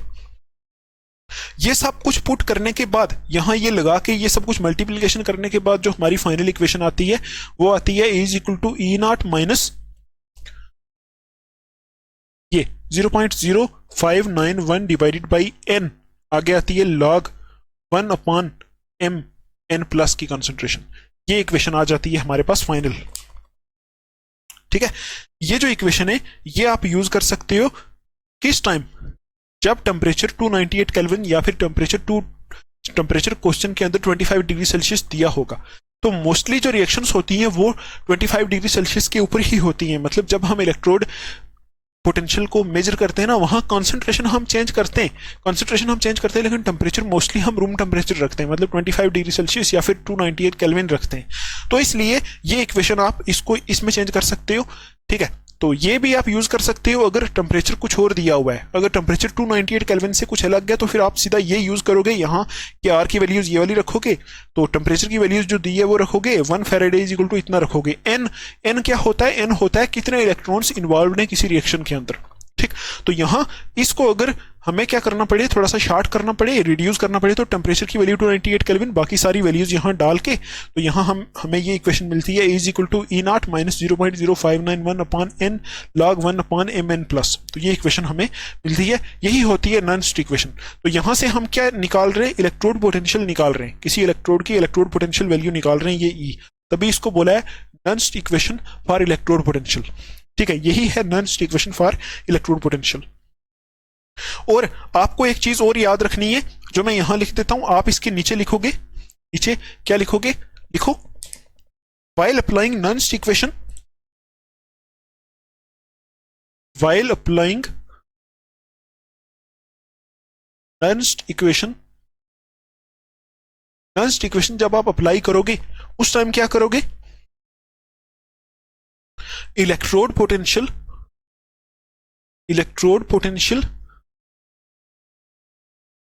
is always taken as reduction potential, ठीक है। जब आप नॉनस्ट इक्वेशन अप्लाई करोगे तो ये काम आपको करना है, इलेक्ट्रोड पोटेंशियल को रिडक्शन पोटेंशियल की फॉर्म में लिखना है, ठीक है। जैसे देखो जब हम क्या करेंगे, नॉनस्ट इक्वेशन अप्लाई करेंगे, तो मैंने आपको बोला था जो इलेक्ट्रोड रिएक्शन होती है, इलेक्ट्रोड रिएक्शन, उसको रिडक्शन रिएक्शन की फॉर्म में लिखना है। और जो इलेक्ट्रोड पोटेंशियल है, मतलब यहाँ जो ये जो ई नॉट है, ये इलेक्ट्रोड पोटेंशियल है ना स्टैंडर्ड, तो इसको भी रिडक्शन, इसकी रिडक्शन पोटेंशियल की वैल्यू यहाँ लिखनी है, ऑक्सीडेशन पोटेंशियल की नहीं लिखनी है। वही यहाँ लिखा है while applying Nernst equation electrode potential is always taken as reduction potential, ठीक है। देखो आप ऐसा भी बोल सकते हो, एक बार मैं आपको फिर समझाता हूं, जब हम नॉनस्ट इक्वेशन यूज करेंगे उस टाइम हम इलेक्ट्रोड रिएक्शन को रिडक्शन की फॉर्म में लिखेंगे, पहली चीज। और दूसरी चीज, ये जो यहाँ ई नॉट लिख रहे हैं ये भी रिडक्शन की फॉर्म में लिखेंगे, इसकी भी रिडक्शन पोटेंशियल वैल्यू लिखेंगे, और ये जो ई निकलेगा ये भी रिडक्शन पोटेंशियल ही निकलेगा, वही इसका मतलब है, ठीक है। ये जो इलेक्ट्रोड पोटेंशियल निकलेगा ये भी रिडक्शन पोटेंशियल ही निकलेगा, ठीक। ये आपको याद रखना है इक्वेशन। तो इस इक्वेशन को आप अपनी नोटबुक के ऊपर सही से लिखो। तो इस बेस पे हम कुछ न्यूमेरिकल्स भी करेंगे, ठीक है, कुछ न्यूमेरिकल्स भी करेंगे कल के लेक्चर में, क्योंकि आज का लेक्चर ऐसे ही बहुत लेंथी हो जाएगा और भी बहुत सारे टॉपिक्स करने, इसलिए कल के लेक्चर में हम कुछ न्यूमेरिकल इस फार्मूले को यूज करके करेंगे। तो ये होती है Nernst equation for electrode potential, electrode potential निकालने की नॉनस्ट इक्वेशन ये होती है। तो अगर आपसे कोई बोल दे कि हमारे पास क्या है, हमारे पास ये रिएक्शन है, हमारे पास ये रिएक्शन है कौन सी, कॉपर 2 प्लस 2 इलेक्ट्रॉन, और यहां से बन रहा है कॉपर, इस इक्वेशन के ऊपर नॉनस्ट इक्वेशन अप्लाई करो। तो कैसे अप्लाई करोगे, आपको कुछ भी नहीं करना, सिर्फ लिखना है E is equal to E not minus minus, और आगे ये लिख देना 0.0591, 0.0591 डिवाइडेड बाई एन है ना। एन का मतलब होता है कितने इलेक्ट्रॉन इन्वॉल्व हैं, तो इस रिएक्शन में कितने इलेक्ट्रॉन इन्वॉल्व हैं, 2, तो यहाँ 2 आएगा। ठीक है, आगे वही लिखना है लॉग 1 अपॉन कंसंट्रेशन किसकी आएगी, 1 इसकी कंसंट्रेशन है, 1 इसकी कंसंट्रेशन है क्योंकि ये प्योर सॉलिड होगा, और Cu2 प्लस, देखो यहाँ Mn2 प्लस लिखा है ना, तो Mn2 प्लस की जगह यहाँ क्या आएगा, ये Cu2 प्लस, Cu2 प्लस। तो ऐसे करके आप इस इक्वेशन के ऊपर ये नन, मतलब इस रिएक्शन के ऊपर नॉन स्टिक इक्वेशन अप्लाई कर सकते हो। ठीक है, तो अभी ये हमारी हो गई है। आपको एग्जाम में यहां से पूछा जा सकता है कि राइट नॉन स्टिक इक्वेशन, आगे आपको बताना है कि उसमें ये क्या होता है, ई नॉट क्या होता है, आर एन ये क्या होता है, ये आपको बताना है। ऐसे क्वेश्चन जेके बोस में आ सकता है। ठीक, अच्छा इसको साफ करते हैं। अभी देखते हैं नॉन स्टिक इक्वेशन फॉर सेल पोटेंशियल, ठीक है, या फिर नॉन स्टिक equation for EMF of the cell. ठीक, आप लिख लो, इसको साफ करते हैं फिर आगे देखते हैं। तो अभी हम देखते हैं नॉन स्टिक equation for EMF of cell. ठीक है, सेल का ईएमएफ निकालेंगे, ठीक है, और यूज क्या करेंगे, नॉन स्टिक इक्वेशन। तो देखो बिल्कुल सिंपल चीज है, थोड़ी सी ऐसे मैथमेटिकल टर्म्स आती हैं, तो हम क्या करते हैं, लिखते हैं consider the example of Daniell cell. Daniell cell के ऊपर अप्लाई करते हैं इसको। तो डेनियल सेल में जो रिएक्शन होती है, सेल रिएक्शन, वो तो आपको पता है, ये होती है जिंक प्लस Cu2 प्लस, और यहां से बनता क्या है, Zn2 प्लस प्लस Cu, ये बनता है। और इसमें जो दो इक्वेशंस होती हैं, ऑक्सीडेशन और रिडक्शन हाफ, वो आप आराम से लिख सकते हो। ऐसा होता है, जिंक से क्या बनता है, Zn2 प्लस प्लस 2 इलेक्ट्रॉन, ऐसा होता है। और कॉपर 2 प्लस से क्या बनता है, 2 इलेक्ट्रॉन गेन करता है, और क्या बनता है, कॉपर, ये होता है। ये दो रिएक्शंस यहां होती हैं, इसको बोलते हैं ऑक्सीडेशन हाफ रिएक्शन, और इसको बोलते हैं रिडक्शन हाफ रिएक्शन, ये आपको पता है। ठीक, अभी हम क्या करेंगे, इसके ऊपर करेंगे यूज क्या, नॉन स्टिक equation for EMF of the cell, ये यूज करेंगे। तो यहां आप लिखो लेट अस अप्लाई नॉन स्टिक इक्वेशन, ठीक, ये अप्लाई करेंगे। तो देखो आप ऐसा बोलो, यहां आपको पता है, यहां ये 2 इलेक्ट्रोड है, एक ये इलेक्ट्रोड है, एक ये इलेक्ट्रोड है, ठीक है। तो अगर मुझे नॉन स्टिक इक्वेशन अप्लाई करनी हो, तो देखो मुझे क्या करना पड़ेगा, इन दोनों इलेक्ट्रोड के ऊपर पहले अप्लाई करनी पड़ेगी। ठीक है, तो देखो आपको पता है ना, ई सेल होता क्या है, ई सेल होता है E cathode minus E anode, ये होता है। ठीक है, मतलब अगर मुझे ई सेल को ईएमएफ बोलते हैं ना, ईएमएफ क्या होता है, ईएमएफ ये होता है। तो अगर मुझे ईएमएफ निकालना है, तो मुझे पहले नॉन स्टिक इक्वेशन कैथोड के लिए निकालनी पड़ेगी, फिर नॉन स्टिक इक्वेशन एनोड के लिए निकालनी पड़ेगी, उन दोनों को यहां पुट करना पड़ेगा। और आपको पता है, जब नॉन स्टिक इक्वेशन यूज करते हैं किसी इलेक्ट्रोड के ऊपर, कैथोड या फिर एनोड के ऊपर, तो उस टाइम उस कैथोड या फिर एनोड की जो रिएक्शन होती है, उस रिएक्शन को कैसे लेते हैं, रिडक्शन रिएक्शन की फॉर्म में लेते हैं। तो ये वाली रिएक्शन तो है ही पहले रिडक्शन रिएक्शन, लेकिन इसको, ये कौन सी रिएक्शन है, देखो ऑक्सीडेशन रिएक्शन है, तो इसको हम क्या करेंगे, पहले रिडक्शन की फॉर्म में लेंगे।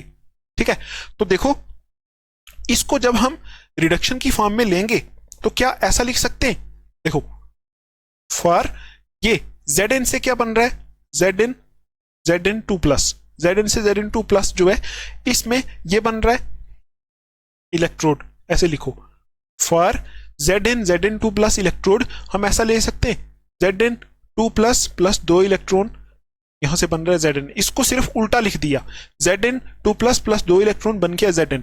अभी ये जो रिएक्शन है, ये कैसी रिएक्शन है, ये रिडक्शन रिएक्शन है। देखो हमने इस ऑक्सीडेशन रिएक्शन को, इस वाली को रिडक्शन रिएक्शन में कन्वर्ट कर दिया, अभी ये रिडक्शन रिएक्शन है। ठीक है, अभी हम इसके ऊपर नॉन स्टिक इक्वेशन को अप्लाई करेंगे।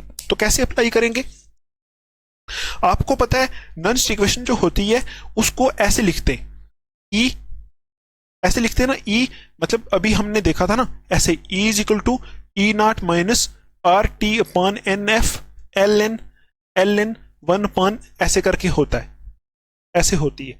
ठीक, तो E जो है ये किया इलेक्ट्रोड पोटेंशियल, और आगे आप इलेक्ट्रोड लिख लो, E है ना जो E, तो इसके लिए लिख रहे हैं, इसके लिए तो यहां हमने रिएक्शन ये वाली लिखी है, तो इसका इलेक्ट्रोड कैसा बनेगा, ऐसा बनेगा। देखो इस रिएक्शन को अगर हम देखें तो यहां से हम बोल सकते हैं कि ऐसा बनेगा Zn2+ से Zn, यही है ना, ये Zn2+ से Zn बन रहा है। ठीक, तो आप लिखो E Zn2+ से Zn। ये हमने इलेक्ट्रोड पोटेंशियल लिखा किस, इस इलेक्ट्रोड का। ठीक, यही इलेक्ट्रोड है ना, यहां हमने रिडक्शन की फॉर्म में लिख दिया Zn2+ से Zn के लिए ये लिखा। ठीक है, इज इक्वल टू E0। ठीक है, E0 वो भी किसके लिए लिख रहे हैं, यहाँ E0 किसके लिए लिख रहे हैं, इसी के लिए Zn2+ से Zn minus RT/NF ln। Concentration किसकी लिखेंगे, 1 कॉन्सेंट्रेशन यहाँ किसकी, देखो इस रिएक्शन के अकॉर्डिंग लिख रहे हैं तो Zn2+ की कॉन्सेंट्रेशन यहाँ आएगी। ठीक है, आया समझ में आपको। देखो हमने इलेक्ट्रोड को रिडक्शन की फॉर्म में लिखा तो इलेक्ट्रोड ये बन रहा है हमारा Zn2+ से Zn बन रहा है। ठीक, तो वही हमने लिख दिया E किसके लिए, Zn2+ से Zn के लिए, और यहाँ E0 भी किसके लिए लिखा, Zn2+ से Zn के लिए, माइनस वही आगे इक्वेशन लिख दी और यहाँ Zn2+ की कॉन्सेंट्रेशन लिख दी। ठीक, ये हमने लिख दिया किसके लिए, इसके लिए, यहां से इस Zn वाले पार्ट के लिए लिख दिया, इसको बोल दो इक्वेशन 1।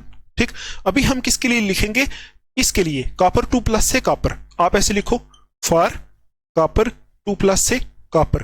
तो यहां से इसके लिए क्या लिखेंगे, कैसे लिखेंगे इक्वेशन, ऐसे लिखोगे E copper2+ से कॉपर ऐसे, और यहां से इज इक्वल टू E0 किसके लिए, copper2+ से कॉपर इसके लिए, माइनस वही RT/NF ln 1 यहाँ रिएक्शन देखो, रिएक्शन में copper2+ है ना, तो 1 किसकी कॉन्सेंट्रेशन आएगी, copper2+ की। जैसे यहाँ रिएक्शन में Zn2+ था तो यहाँ Zn2+ आया था, यहाँ copper2+ आया, इसको बोल दो सेकंड इक्वेशन। ठीक है, अभी आप क्या करो, ऐसे करो, ये हमारी देखो, ये हमारी आ गई। देखो जिंक क्या होता है, यहाँ जिंक क्या होता है, जिंक किस तरफ आता है, डेनियल सेल जो हमने देखा था ना उसमें जिंक आता था इस तरफ, यहाँ जिंक वाला पार्ट आता था और यहाँ कॉपर वाला पार्ट आता था। जिंक यहाँ क्या है, एनोड, और ये कॉपर यहाँ क्या था, कैथोड, ऐसा ही था। तो अभी हम क्या करेंगे, अभी हम लिखेंगे, देखो ये जिंक के लिए इसकी वैल्यू आ गई, ये कॉपर के लिए आ गई। अभी हम क्या करेंगे, ई सेल की वैल्यू लिखेंगे। आपको पता है ई सेल की वैल्यू क्या होती है, लिखो, हमने निकालनी किस लिए, हमने निकालनी है नॉन equation for EMF of the cell. तो ईएमएफ को सेल पोटेंशियल भी बोलते हैं, तो आप ऐसे लिख सकते the EMF of the cell. EMF of the cell किसके बराबर होता है, ऐसे लिख सकते हैं ना उसको, EMF of the cell is equal to, ऐसे होता है E cathode minus E anode, ऐसे ही होता है EMF of cell. E cathode minus E anode लिख दिया हमने। अभी देखो यहां हम ऐसे लिखते हैं EMF is equal to E cathode minus E anode. ठीक, ऐसे लिखते हैं, ये होता है ईएमएफ ऑफ सेल। तो देखो यहां कैथोड कौन सा है, यहां कैथोड है जिंक वाला, मतलब जिंक वाला जो हमने यहां इलेक्ट्रोड लिखा ये कैथोड है, और ये कौन सा है, ये कॉपर वाला एनोड है। ठीक, तो जिंक वाला कैथोड है, कैथोड की जगह ये लिख दो। ये ई कैथोड का मतलब क्या है, ई कैथोड का मतलब है इलेक्ट्रोड पोटेंशियल ऑफ कैथोड, और इलेक्ट्रोड पोटेंशियल ऑफ कैथोड ये देखो जिंक वाला कैथोड है, तो यहां हमने ये लिख दिया ना इलेक्ट्रोड पोटेंशियल ऑफ कैथोड यही है। तो इस वाली रिएक्शन को उठा के यहां कैथोड की जगह लिखना है। ठीक है, इस वाली रिएक्शन को उठा के इसकी जगह लिखना है कैथोड की जगह। ठीक, तो आप लिखो, आप पहले एक काम करो, ऐसे लिखो ई कैथोड है, और यहां से आप क्या करो, ये वाला पार्ट उठा के लिखो, ये वाला, ये ई कैथोड है ना, कैथोड यही है, तो ई कैथोड की जगह ये लिखो ई Zn2+ से Zn minus E anode, anode की जगह क्या है ई copper2+ से कॉपर, ऐसा लिखो। ठीक है, ईएमएफ निकालना है हमें, ईएमएफ के लिए वैल्यू निकालनी है, इक्वेशन निकालनी है। ठीक, तो ये हमने कैथोड वाला पार्ट, कैथोड वाला क्या था, इसको, ये कैथोड को रिप्रेजेंट कर रहा है, देखो कैथोड को रिप्रेजेंट कर रहा है Zn वाला, इलेक्ट्रोड पोटेंशियल ऑफ कैथोड, ये इलेक्ट्रोड पोटेंशियल ऑफ एनोड, तो यही हमने लिख दिया उठा के यहाँ। अभी हमें इन दोनों की वैल्यू यहाँ रखनी है बस, और कुछ नहीं करना। देखो ई, इसकी वैल्यू क्या है, इसकी वैल्यू ये वाली है, तो इस वैल्यू को उठा के यहाँ रखो इसमें, तो आप बोलोगे इसकी वैल्यू ऐसी है, इसकी वैल्यू कैसी है, इज इक्वल टू को मैं यहाँ कर देता हूँ, इसकी वैल्यू E0 Zn2+ से Zn minus RT/NF L N 1/Zn2+। ये किसकी वैल्यू है? इसकी वैल्यू हमने ये रख दी। ठीक, अब हमने इसकी वैल्यू लिखनी है, ये वाली रखनी है, तो क्या आएगा यहाँ माइनस, देखो ये वाली चीज है ना, ये वाली चीज हमने यहाँ लिखी है, देखो ये वाली चीज सेम है, तो इसकी वैल्यू ये है, ऐसे आएगा E0 Cu2+ से Cu minus RT/NF ln 1/Cu2+ की कंसंट्रेशन, ऐसे आएगा। ठीक है, और आपको पता है जब माइनस के बाद ऐसा आता है ना, ये माइनस उसके बाद इसको ब्रैकेट में रखते हैं। ठीक, ऐसे रखते हैं। तो अभी नेक्स्ट स्टेप में जब हम ब्रैकेट खोलेंगे तो ये वाला पार्ट माइनस हो जाएगा और ये माइनस इंटू माइनस ये वाला पार्ट प्लस हो जाएगा। ये आपको ध्यान रखना है, ये वाला पार्ट प्लस हो जाएगा नेक्स्ट, जब हम नेक्स्ट स्टेप में ब्रैकेट खोलेंगे। यहां हमने दोनों स्टेप एक बार कर दिए, ऐसा आ जाएगा। ठीक है, अभी आप क्या करो, EMF तो इधर लिखा है, ये इज इक्वल टू ये वाला है, तो इसको, ये जो E0 है, E0 Zn2+ से Zn है ना जो, इसको भी इधर कर दो, ये वाला जो पार्ट है इसको इधर कर दो, माइनस E0 ये कॉपर 2+ से कॉपर, इन दोनों को इधर कर दिया। ठीक है, अभी क्या करो, ये देखो ये टर्म और ये टर्म, इन दोनों टर्म में देखो RT/NF दोनों में कॉमन है, तो RT/NF कॉमन ले लो, माइनस RT/NF को कॉमन ले लिया। ठीक है, माइनस RT/NF को कॉमन ले लिया। आप एक काम ये भी कर सकते हो, यहां इस पूरी इक्वेशन में कितने इलेक्ट्रॉन इन्वॉल्व है, देखो कितने इलेक्ट्रॉन इन्वॉल्व है, 2 इलेक्ट्रॉन इन्वॉल्व है, तो आप यहां n की जगह 2 भी लिख सकते हो। ठीक, ये 2 लिख दो यहां, ये n का मतलब यही होता है ना, इलेक्ट्रॉन इन्वॉल्व, तो 2 इलेक्ट्रॉन इन्वॉल्व है। इसी तरह यहां n की जगह 2 कर दो, 2, यहां n की जगह कितना कर दो, 2 कर दो, 2f। ठीक, अभी देखो RT/NF की जगह n की जगह क्या आएगा, 2f। ठीक, ये किया, ये दोनों में से कॉमन ले लिया। आगे ब्रैकेट में ऐसे करो, ब्रैकेट RT/2f, ये आपको दिख नहीं रहा है लग रहा है, ऐसे कर दो RT/2f। ठीक, और ब्रैकेट में क्या आएगा, RT/2f यहां से भी कॉमन, RT/2f यहां से भी कॉमन, तो यहां आएगा ना ये ln 1/Zn2+ की कंसंट्रेशन माइनस ln 1/Cu2+ की कंसंट्रेशन, ऐसे आएगा। ठीक, आप चेक कर लो, थोड़ा सा मैं नीचे कर देता हूं, देख लो आप।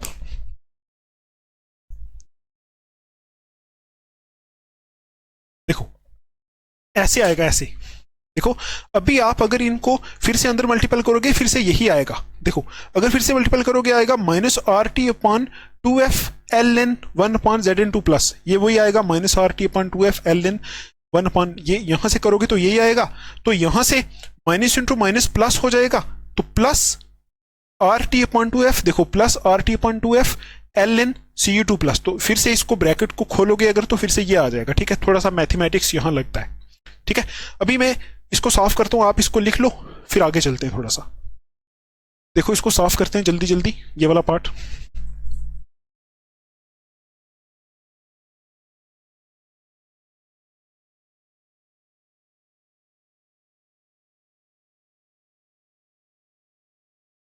ठीक है, अभी देखो आगे क्या होगा। अब देखो ये जो EMF ऑफ सेल होता है, इसको ई सेल लिखते हैं, देखो ई सेल लिखते हैं ना, इसको EMF ऑफ सेल को ई सेल लिखते हैं, तो इसको मैं लिख रहा हूं यहां ई सेल, इसी के नीचे EMF को लिख रहे हैं ई सेल। तो ये जो चीज है, देखो ये क्या है, स्टैंडर्ड इलेक्ट्रोड पोटेंशियल ऑफ, क्या है ये क्या चीज है, Zn2+ से Zn क्या है, Zn क्या है, एनोड है। देखो Zn एनोड होता है ना, और ये क्या होता है, कैथोड, ऐसा ही है।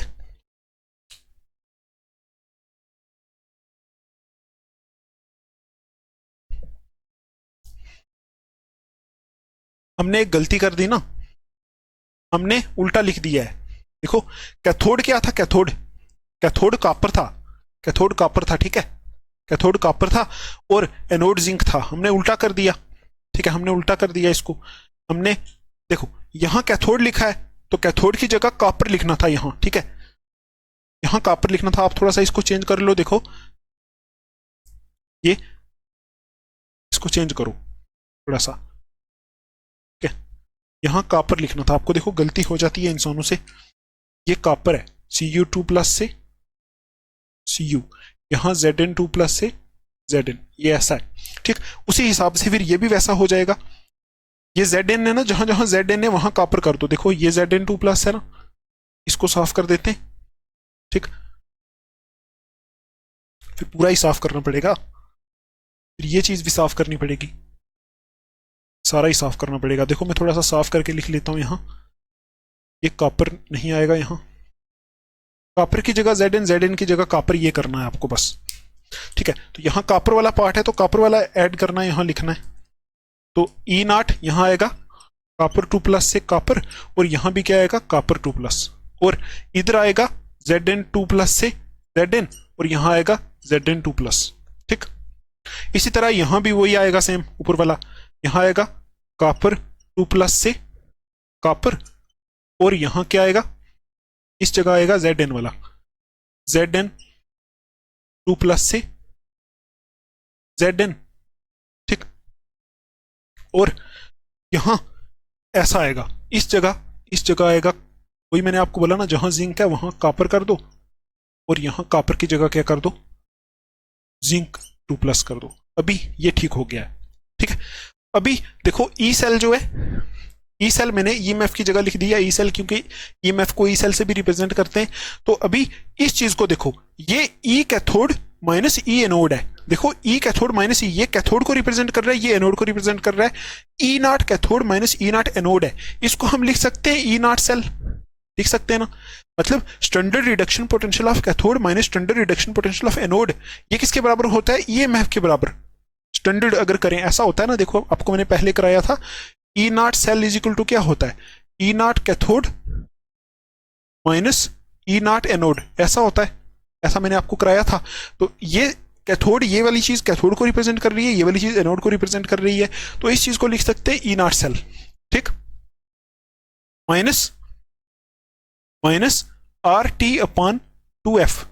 इस चीज से हमें क्या मिला, ये standard reduction potential of cathode minus standard reduction potential of anode है। तो यहां से हमने लिख दिया E cell minus R T upon 2f, ये लिख दिया।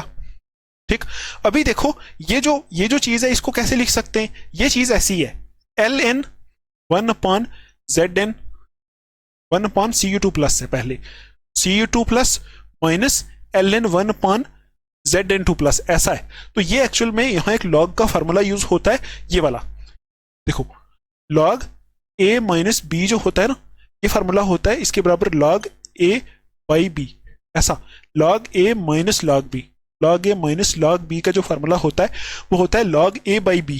ठीक, तो यहां देखो वही है, लॉग इसको a मान लो, इसको b मान लो। ठीक, देखो लॉग ये a है और ये b है, log a minus log b formula use होता है, तो ये किसके बराबर होता है, ये होता है लॉग a बाई b के बराबर। तो a की जगह देखो, a की जगह आप पुट करो 1 by Cu2 plus 1 by Cu2 plus, और डिवाइडेड बाई b की जगह पुट करो 1 by Zn2 plus 1 by Zn2 plus, ऐसा होगा। अभी इसको अगर आप सॉल्व करोगे तो ये ऐसा आएगा, यहां से लॉग 1 बाई Cu2 प्लस है ना 1 बाई Cu2 प्लस है, इनटू ये उल्टा हो जाएगा Zn2 plus upon 1, Zn2 plus upon 1, ऐसा आएगा। तो यहां से आएगा log Zn2 plus upon Cu2 plus. I hope आपको ये समझ में आया होगा। यहाँ लॉग a बाई बी का फार्मूला लगाया है, तो इस जगह आर टी बाई 2f, यहाँ क्या आएगा, इस जगह आएगा ln की जगह देखो, ये लॉग वही होता है, ln और लॉग एक ही चीज होती है, थोड़ा सा फर्क होता है आपको पता है, log Zn2 plus upon Cu2 plus, तो यहाँ क्या आएगा ln Zn2 plus upon Cu2 plus, ये आएगा। यहां से ये आएगा। ठीक है, ये यहाँ फार्मूला यूज होगा जो मैंने आपको बताया, log a minus log b वाला फार्मूला। तो यहां से आएगा Zn2 plus upon Cu2 plus ion की कॉन्सेंट्रेशन। ठीक, ये इक्वेशन निकल के आएगी लास्ट पे ई सेल की। ठीक, तो अभी हम क्या करते हैं, देखो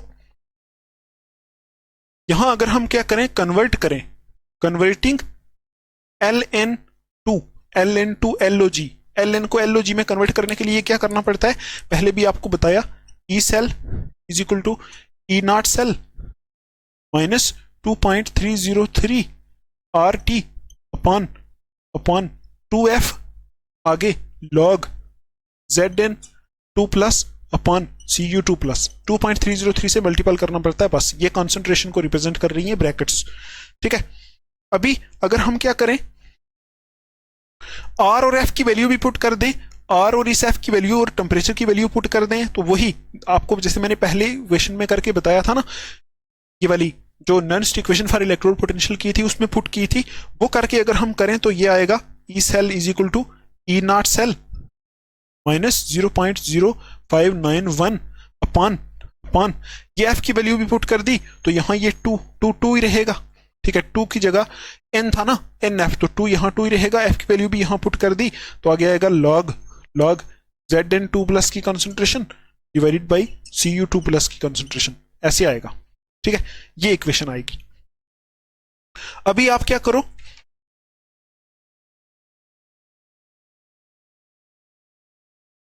अभी आई होप आपको ये पता चल गया होगा कि ये इक्वेशन कैसे आई, ये ई सेल के लिए इक्वेशन आ गई। ठीक, और ये हमने उस टाइम देखा जब हमने इसको कहां अप्लाई किया था, डेनियल सेल के ऊपर। डेनियल सेल आपको पता है क्या होता है, जिसमें जिंक और कॉपर के इलेक्ट्रोड होते हैं। ठीक है, ये रिएक्शन आपको याद रखनी है। ठीक है, अभी थोड़ा सा आगे रह गया है, थोड़ा सा उसको साफ करते हैं। अभी आगे देखो एक चीज, देखो आप एक पॉइंट लिखो,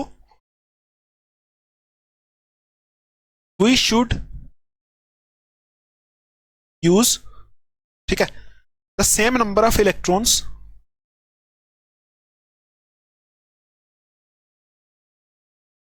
we should use the same number of electrons, ठीक है, we should use the same number of electrons for both electrodes, for both electrodes, मतलब दोनों इलेक्ट्रोड्स के लिए हमें same number of electrons use करने, इलेक्ट्रॉन n यूज करने। ठीक है, we should use the same number of electrons for both electrodes, मतलब चाहे एनोड हो चाहे कैथोड हो, देखो यहाँ दोनों ही यूज होते हैं, तो दोनों में हमें same number of electron use करने। ठीक, तो उस बेस पे एक सेल की रिप्रेजेंटेशन दी है, सपोज ये वाली Ni2+, और यहाँ ये डाल के आगे दिया हुआ है Ag+ से Ag+ से Ag।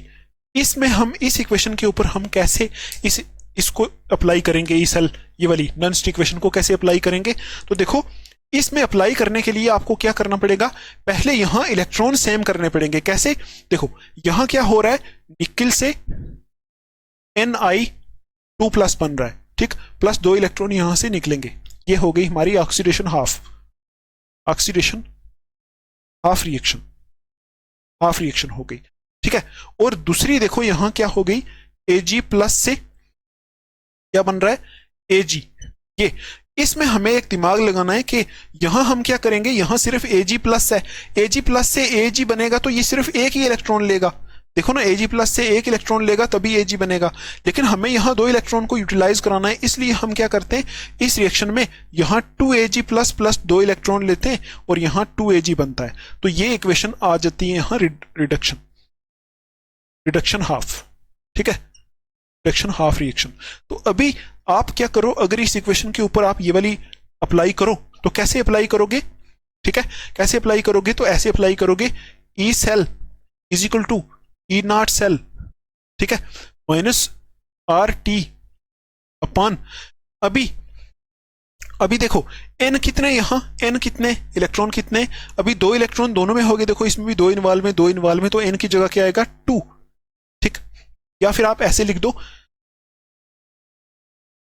ठीक है, ऐसे भी ठीक है, 2F आगे Ln, कॉन्सेंट्रेशन किसकी होती है, पहले देखो अगर आपने यहां देखा तो Zn की कॉन्सेंट्रेशन ऊपर है, Cu की नीचे है, Zn किस तरफ था, सेल के अंदर Zn इस तरफ था, इस तरफ, और Cu यहां था, Zn यहां था, तो जो इस तरफ है मतलब जिसमें ऑक्सीडेशन होती है उसकी कॉन्सेंट्रेशन ऊपर आती है। ठीक, तो आप लिख लोगे यहां, इस सेल में यहां ऑक्सीडेशन है, यहां रिडक्शन है। ठीक है, जिसकी ऑक्सीडेशन होती है वो ऊपर की तरफ लिखना है Ln के बाद, तो यहां Ni2+ ऊपर की तरफ आएगा, ठीक, डिवाइडेड बाई नीचे आएगा, नीचे क्या आएगा, यहां Ag+ ये आएगा। ठीक, देखो वैसा ही है ना एग्जैक्ट। इसमें जब हमने ये वाली इक्वेशन लिखी थी डेनियल सेल के लिए, उसमें जिंक इस तरफ था और कॉपर इस तरफ था, तो मतलब जो इस तरफ होता है उसमें ऑक्सीडेशन होती है, जिसमें ऑक्सीडेशन होती है वो Ln के बाद ऊपर में आता है। ठीक है, Zn2+ ऊपर में आएगा, Cu2+ नीचे। इसी तरह यहाँ ये Ni2+ ऊपर और Ag+ नीचे आएगा। ठीक, ऐसे किया। अभी देखो इंपॉर्टेंट पॉइंट यहाँ क्या है, अभी देखो यहाँ हमने Ag+ तो लिखा है, लेकिन Ag के पीछे यहाँ 2 है, उस 2 को हम यहाँ लिख देते हैं इसके ऊपर पावर में। ठीक, तो अब जाके ये इक्वेशन हो गई ऐसे इस सेल के लिए, इस सेल के लिए ये नॉनस्ट इक्वेशन हो गई ई सेल निकालने के लिए। कौन सा सेल है, ये Ni वाला। ठीक, तो ऐसे आपको लिखना है। अभी आपको एक लाइन ऐड करनी है, for a general cell reaction. General cell reaction, अगर कोई हम जनरल सेल रिएक्शन ले लें, कौन सी, A moles of A plus B moles of B, यहां इलेक्ट्रॉन इन्वॉल्व है n इलेक्ट्रॉन इन्वॉल्व है, और बन रहा है C moles of C plus D moles of D। ये एक जनरल सेल रिएक्शन है। इसके लिए आप कैसे लिखोगे, ठीक है, तो यहां आप लिखो, इसके लिए नॉनस्ट इक्वेशन को ऐसे लिखेंगे, E cell is equal to E naught cell minus RT upon NF, तो वही आएगा। आगे ln करके उसके बाद क्या करना है, ऐसे लिखना है, C की कंसंट्रेशन की पावर में C, D की कंसंट्रेशन की पावर में D डिवाइडेड बाई A की कंसंट्रेशन की पावर में A और B की कंसंट्रेशन की पावर में ये स्मॉल b। मतलब ये जो कोफिशिएंट अगर हमें दिख जाए तो उन कोफिशिएंट्स को हम क्या करते हैं, पावर में ले लेते हैं। तो ये ओवरऑल जनरल सेल रिएक्शन के लिए ये इक्वेशन होती है। ठीक है, तो आप इसको ऐसा भी लिख सकते हो, इसी को अगर मैं चेंज करूं ऐसे, एट 298 केल्विन, 298 केल्विन टेम्परेचर के ऊपर हम सारी वैल्यूज पुट करें, टेम्परेचर 298, आर की वैल्यू पुट करें, एफ की वैल्यू, सारी वैल्यू वगैरह जब पुट करेंगे तो उस टाइम ऐसी बनेगी, E cell is equal to E not cell minus 0.0591 divided by n. ठीक है, l n concentration of C into concentration of D divided by concentration of A into concentration of B, और इनकी power में इनके moles, इसके मोल C हैं, इसके moles D हैं, इसके मोल A है, इसके मोल B है। ऐसी इक्वेशन फाइनली हमारी आ जाएगी। ठीक, मतलब इनकी वैल्यूज वगैरह सब कुछ पुट करके ये इक्वेशन फाइनली हमारी आ जाएगी। ठीक, अच्छा, आई होप आपको ये समझ में आई होगी। देखो पहले हमने देखा था Nernst equation for electrode potential, अभी हमने देखा Nernst equation for EMF of cell. EMF cell को ई सेल भी बोलते हैं, है ना, या ईएमएफ ऑफ सेल को सेल पोटेंशियल, सेल वोल्टेज भी बोलते हैं, और उसको ई सेल से रिप्रेजेंट करते हैं। तो ई सेल जो है उसकी वैल्यू भी हम नॉनस्ट इक्वेशन को यूज करके निकाल सकते हैं। आप इसको 2-3 बार अपनी नोटबुक के ऊपर रफ करके प्रैक्टिस करो, अगर कुछ प्रॉब्लम आती है आप मेरे से पूछ सकते हो। तो आई थिंक मुझे ये लेक्चर यहाँ तक ही रखना चाहिए। 2-3 टॉपिक जो इस लेक्चर के बचते हैं वो हम नेक्स्ट लेक्चर में करेंगे, क्योंकि ऐसे बहुत लेंथी हो जाता है तो फिर आप देखते भी नहीं हो। जब हम नेक्स्ट लेक्चर कवर करेंगे उसमें हम देख लेंगे कि क्वेश्चंस कैसे कैसे आते हैं ऐसे टॉपिक्स में। इसी लेक्चर को हम नेक्स्ट लेक्चर में कंटिन्यू करेंगे। तब तक के लिए आप इसको पढ़ो और अपना ध्यान रखो। Take care, thanks for watching.